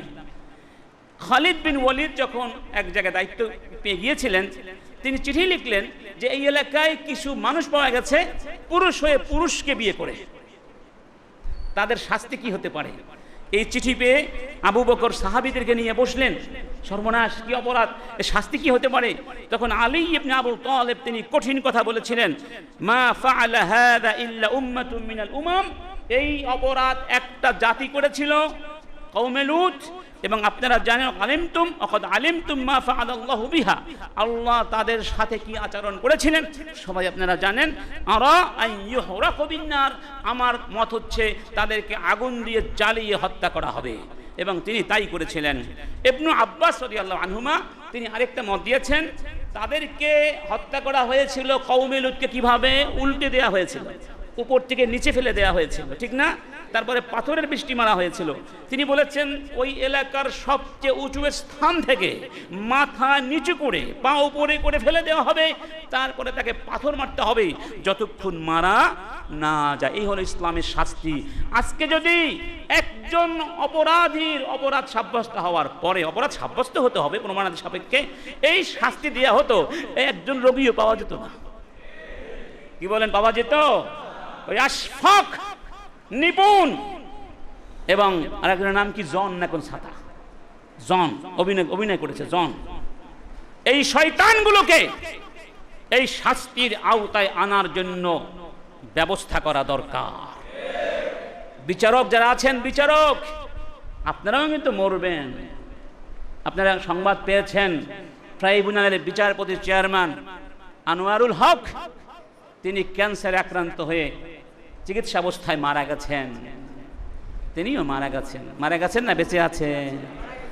তিনিও মারা গেছেন, বিচারকও মারা গেছেন, সবাই মারা যাবে, কেউ থাকতে পারবে। কি রেখে গেলেন জাতির জন্য সেটা আল্লাহর কাছে মূল্যায়ন। অতএব মানুষের গড়া আইন দিয়ে বিচার করে তোমরা যারা দুনিয়ায় সাফল্য দেখাতে চাও আর নিজেদেরকে আধুনিক মনে করতে চাও, আল্লাহর আইনের সামনে গিয়ে ধরা খেতে হবে ইনশাআল্লাহ। যদি আল্লাহর আইনের সামনে গিয়ে মুক্তি অর্জন করতে হয় তাহলে আল্লাহর আইন দিয়ে সমকামীদেরকে বিচার করতে হবে, বরং সব বিচার করতে হবে কার আইন দিয়ে? আল্লাহর আইন দিয়ে। আল্লাহ পাক তাদেরকে আমাদের সবাইকে তৌফিক দান করুন, আমিন। আমার বন্ধুগণ, এরপরে এতক্ষণ যে কথাগুলো বললাম এর সাথে আরেকটা পয়েন্ট একেবারেই না বললে নয়।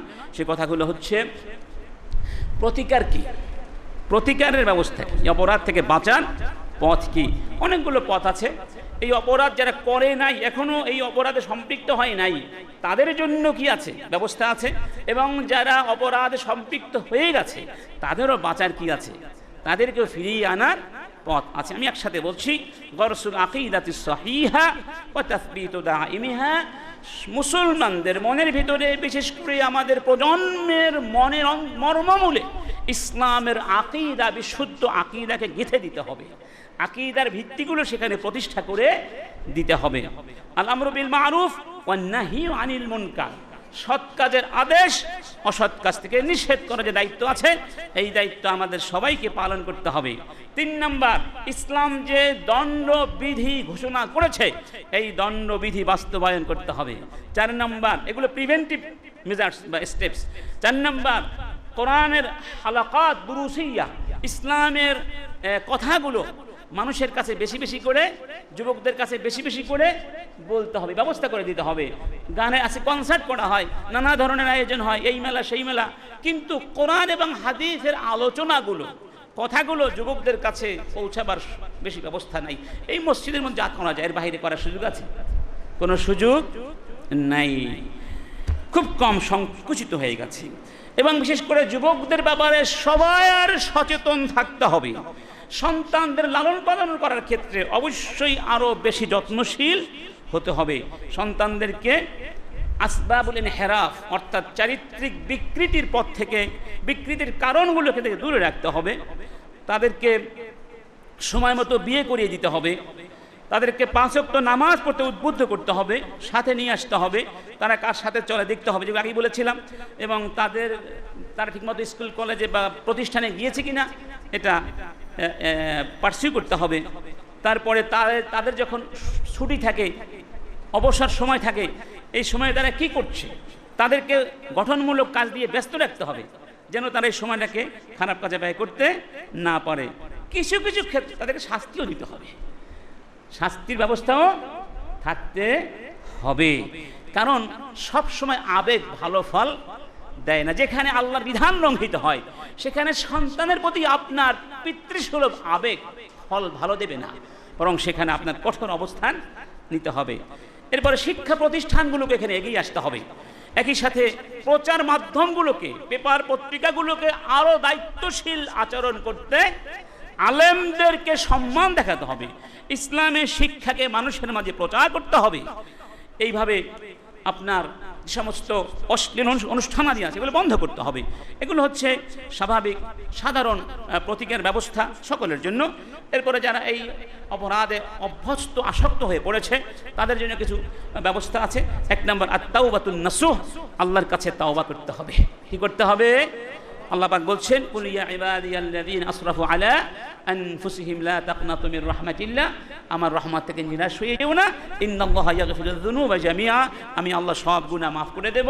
অন্যত্র আল্লাহ বলছেন, ওয়া ইযা ফাআলু ফাহিশাতান আও যালামু আনফুসাহুম, আমার প্রিয় বান্দারা যখন অশ্লীল কাজ করেই বসে কিংবা জুলুম করে নিজেদের উপরে, যাকারুল্লাহ, তখন আল্লাহকে স্মরণ করে, ওয়াস্তাগফারু লিযুনুবিহিম, আল্লাহর কাছে ক্ষমা চায়। ওয়া ইয়াগফিরুয যুনুবা ইল্লাল্লাহ, আল্লাহ ছাড়া গুনাহ কেউ মাফ করতে পারবে না। ওয়ালাম ইউসিররু আলা মা ফাআলু ওয়া হুম ইয়ালামুন, জেনে শুনে ওই অপরাধের পুনরাবৃত্তি তারা করে। তাহলে 1 নম্বর হচ্ছে, এই মুহূর্তে যদি কারো ভেতর অপরাধ থেকে থাকে তাওবা করে আল্লাহর কাছে চলে যেতে হবে, আল্লাহর কাছে আসতে। 2 নম্বর, ইখলাস। ইউসুফ আলাইহিস সালামকে আল্লাহ রক্ষা করেছিলেন কি কারণে? ইখলাসের কারণে। ইখলাস থাকতে হবে ইবাদাতের ভিতরে। 3 নম্বর, আস-সবর, ধৈর্য ধারণের অভ্যাস গড়ে তুলতে হবে। রাসূল বলছেন, ওমাইয়াতা সব্বার সব্বারাহুল্লাহ, যেই ব্যক্তি সবর ধারণ করতে চায় আল্লাহ পাক তাকে সবর ধারণ করার তৌফিক দান করেন। একজন কবি বলছেন, আস-সবরু মিসলু ইসমিহি মুররুন মাযাকুহু লাকিন আওয়াকিবুহু আহলা মিনাল আসাল। যে সবর নামটা শুনলে কষ্ট লাগে, সবর নামটা শুনলেই তিতা লাগে। কি লাগে? ভালো লাগে না, কিন্তু এর ফল মিষ্টির চেয়েও মধু। সুবহানাল্লাহ, আমরা আগেও বলেছিলাম সবর কিন্তু আপনাকে করতেই হবে। যারা অন্যায় না করে সবর করতে পারলো না, অন্যায় করে ফেললো, অন্যায় করার পরে তার সবর করতে হবে, কিন্তু তখন সবর করে কোনো লাভ নেই। 4 নম্বর মুজাহাদাতুন নাফসি, নিজের নাফসের বিরুদ্ধে জিহাদ করতে হবে।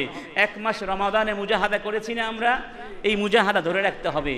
নাফস চাইলো আর আমি সাড়া দিলাম, এটা হওয়া উচিত। নাফসের বিরুদ্ধে কাজ করতে হবে।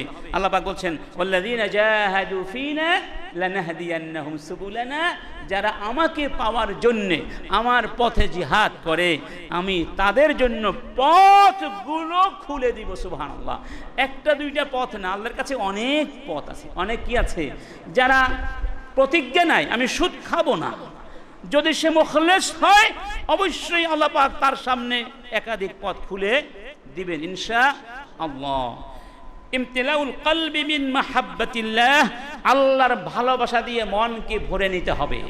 ইমাম ইবনে তাইমিয়া বলছেন ইন্নাল কলবা লা ইয়াসলুহু ওয়া লা ইউফলিহু ওয়া লা ইয়াতালাজ্জাযু ওয়া লা ইউসাররু ওয়া লা ইয়াতিবু ওয়া লা ইয়াসকুনু ওয়া লা ইয়াতমাইন্নু ইল্লা বিইবাদাতি রাব্বিহি ওয়া হুব্বিহি, যে এই কলব আল্লাহর ইবাদত ছাড়া, আল্লাহর ভালোবাসা ছাড়া, ওয়াল ইনাবাতু ইলাই, আল্লাহর কাছে না আসলে এই কলব শান্তি পায় না, এই কলব সফল হয় না, এই কলব আনন্দ পায় না, এই কলব শান্ত হয়।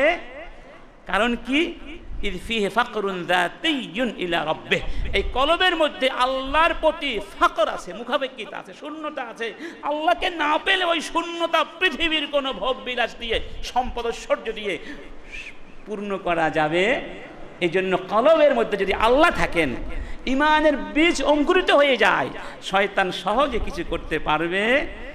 8 নম্বর বা 7 নম্বর প্রতিকার হচ্ছে এই লোকদের জন্য যে যখনই কোনো উস্কানিমূলক বস্তু, চিত্র, তথ্য সামনে আসবে, যেগুলো পড়লে, যেগুলো দেখলে, যেগুলো শুনলে ভেতরের ঘুমান্ত যৌন বাসনা মাথা চারা দিয়ে উঠতে পারে, সেগুলো থেকে আগে থেকে কি করে যাওয়া, দূরে সরে যাওয়া, তাহলে বেঁচে গেলেন।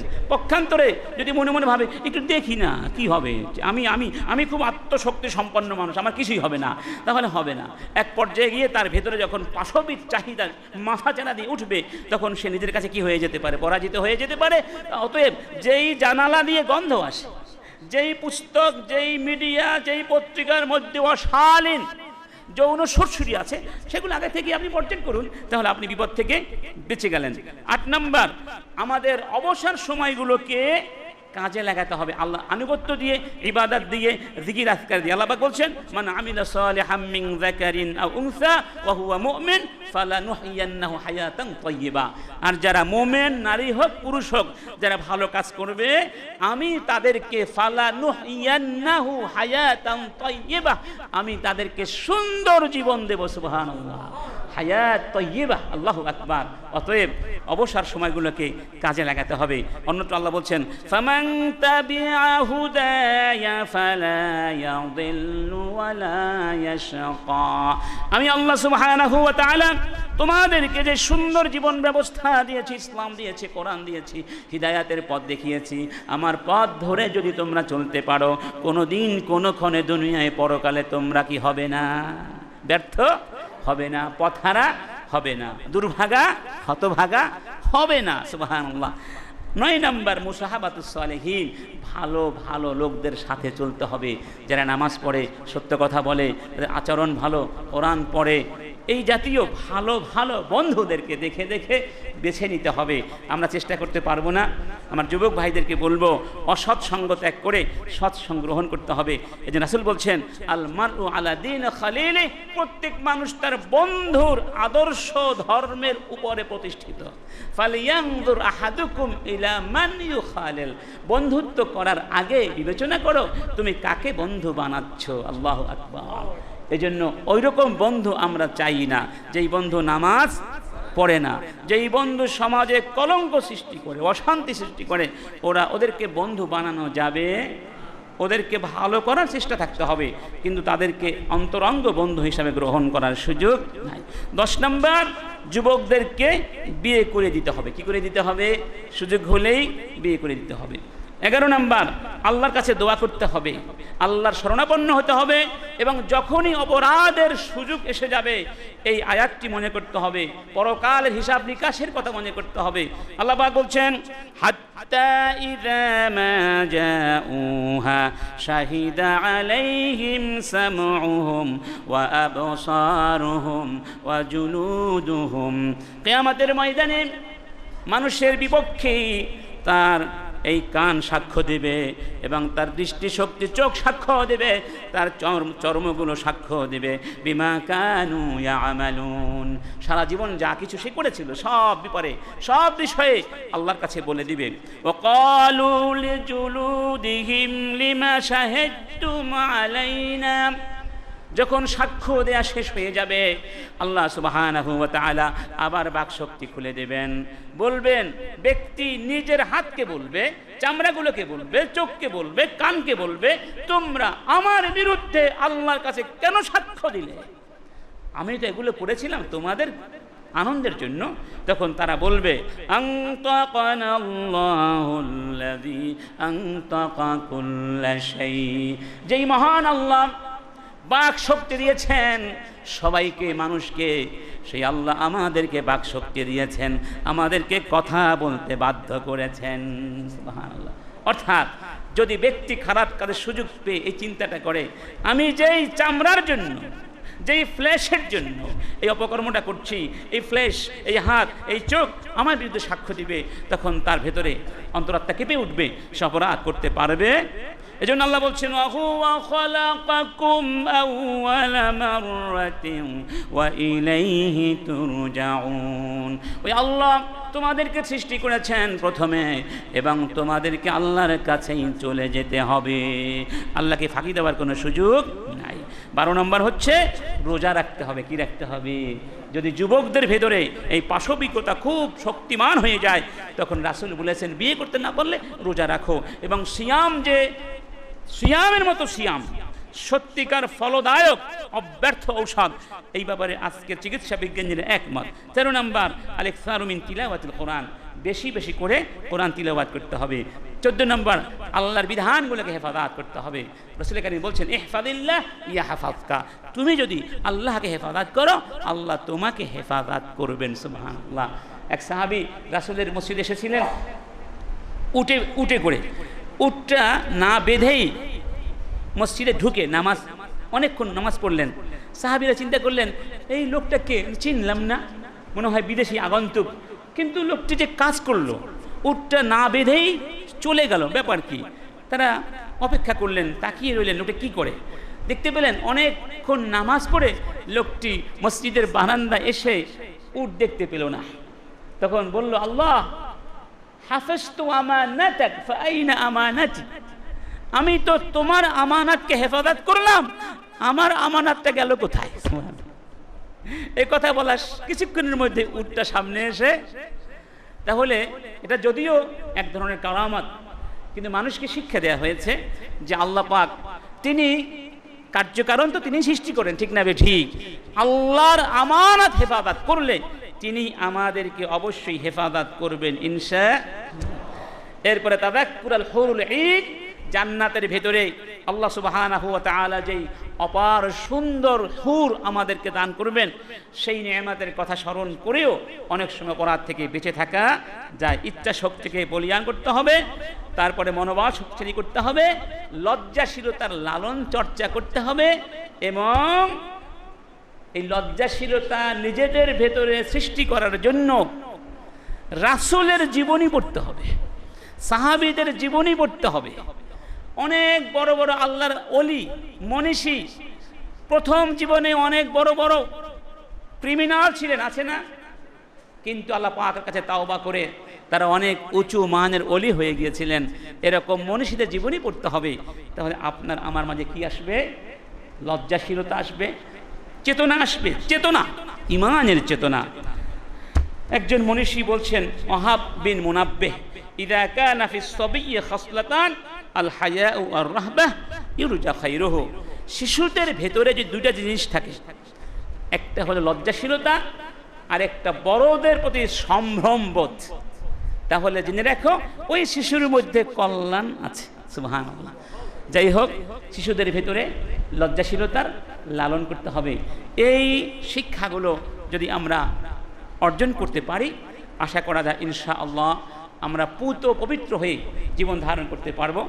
আল্লাহ সুবহানাহু ওয়া তাআলা আমাদের সবাইকে পূত পবিত্র চরিত্র নিয়ে, ঈমান নিয়ে জীবন ধারণ করবার তৌফিক দান করুন। আমাদের সমাজ থেকে সমকামিতার মতো যত ধ্বংসাত্মক অপরাধ আছে এগুলোকে আল্লাহ পাক সমাজ থেকে উৎখাত করে দিন, আমিন। এবং আমাদেরকে আমাদের ভূমিকা পালন করবার তৌফিক দান করুন।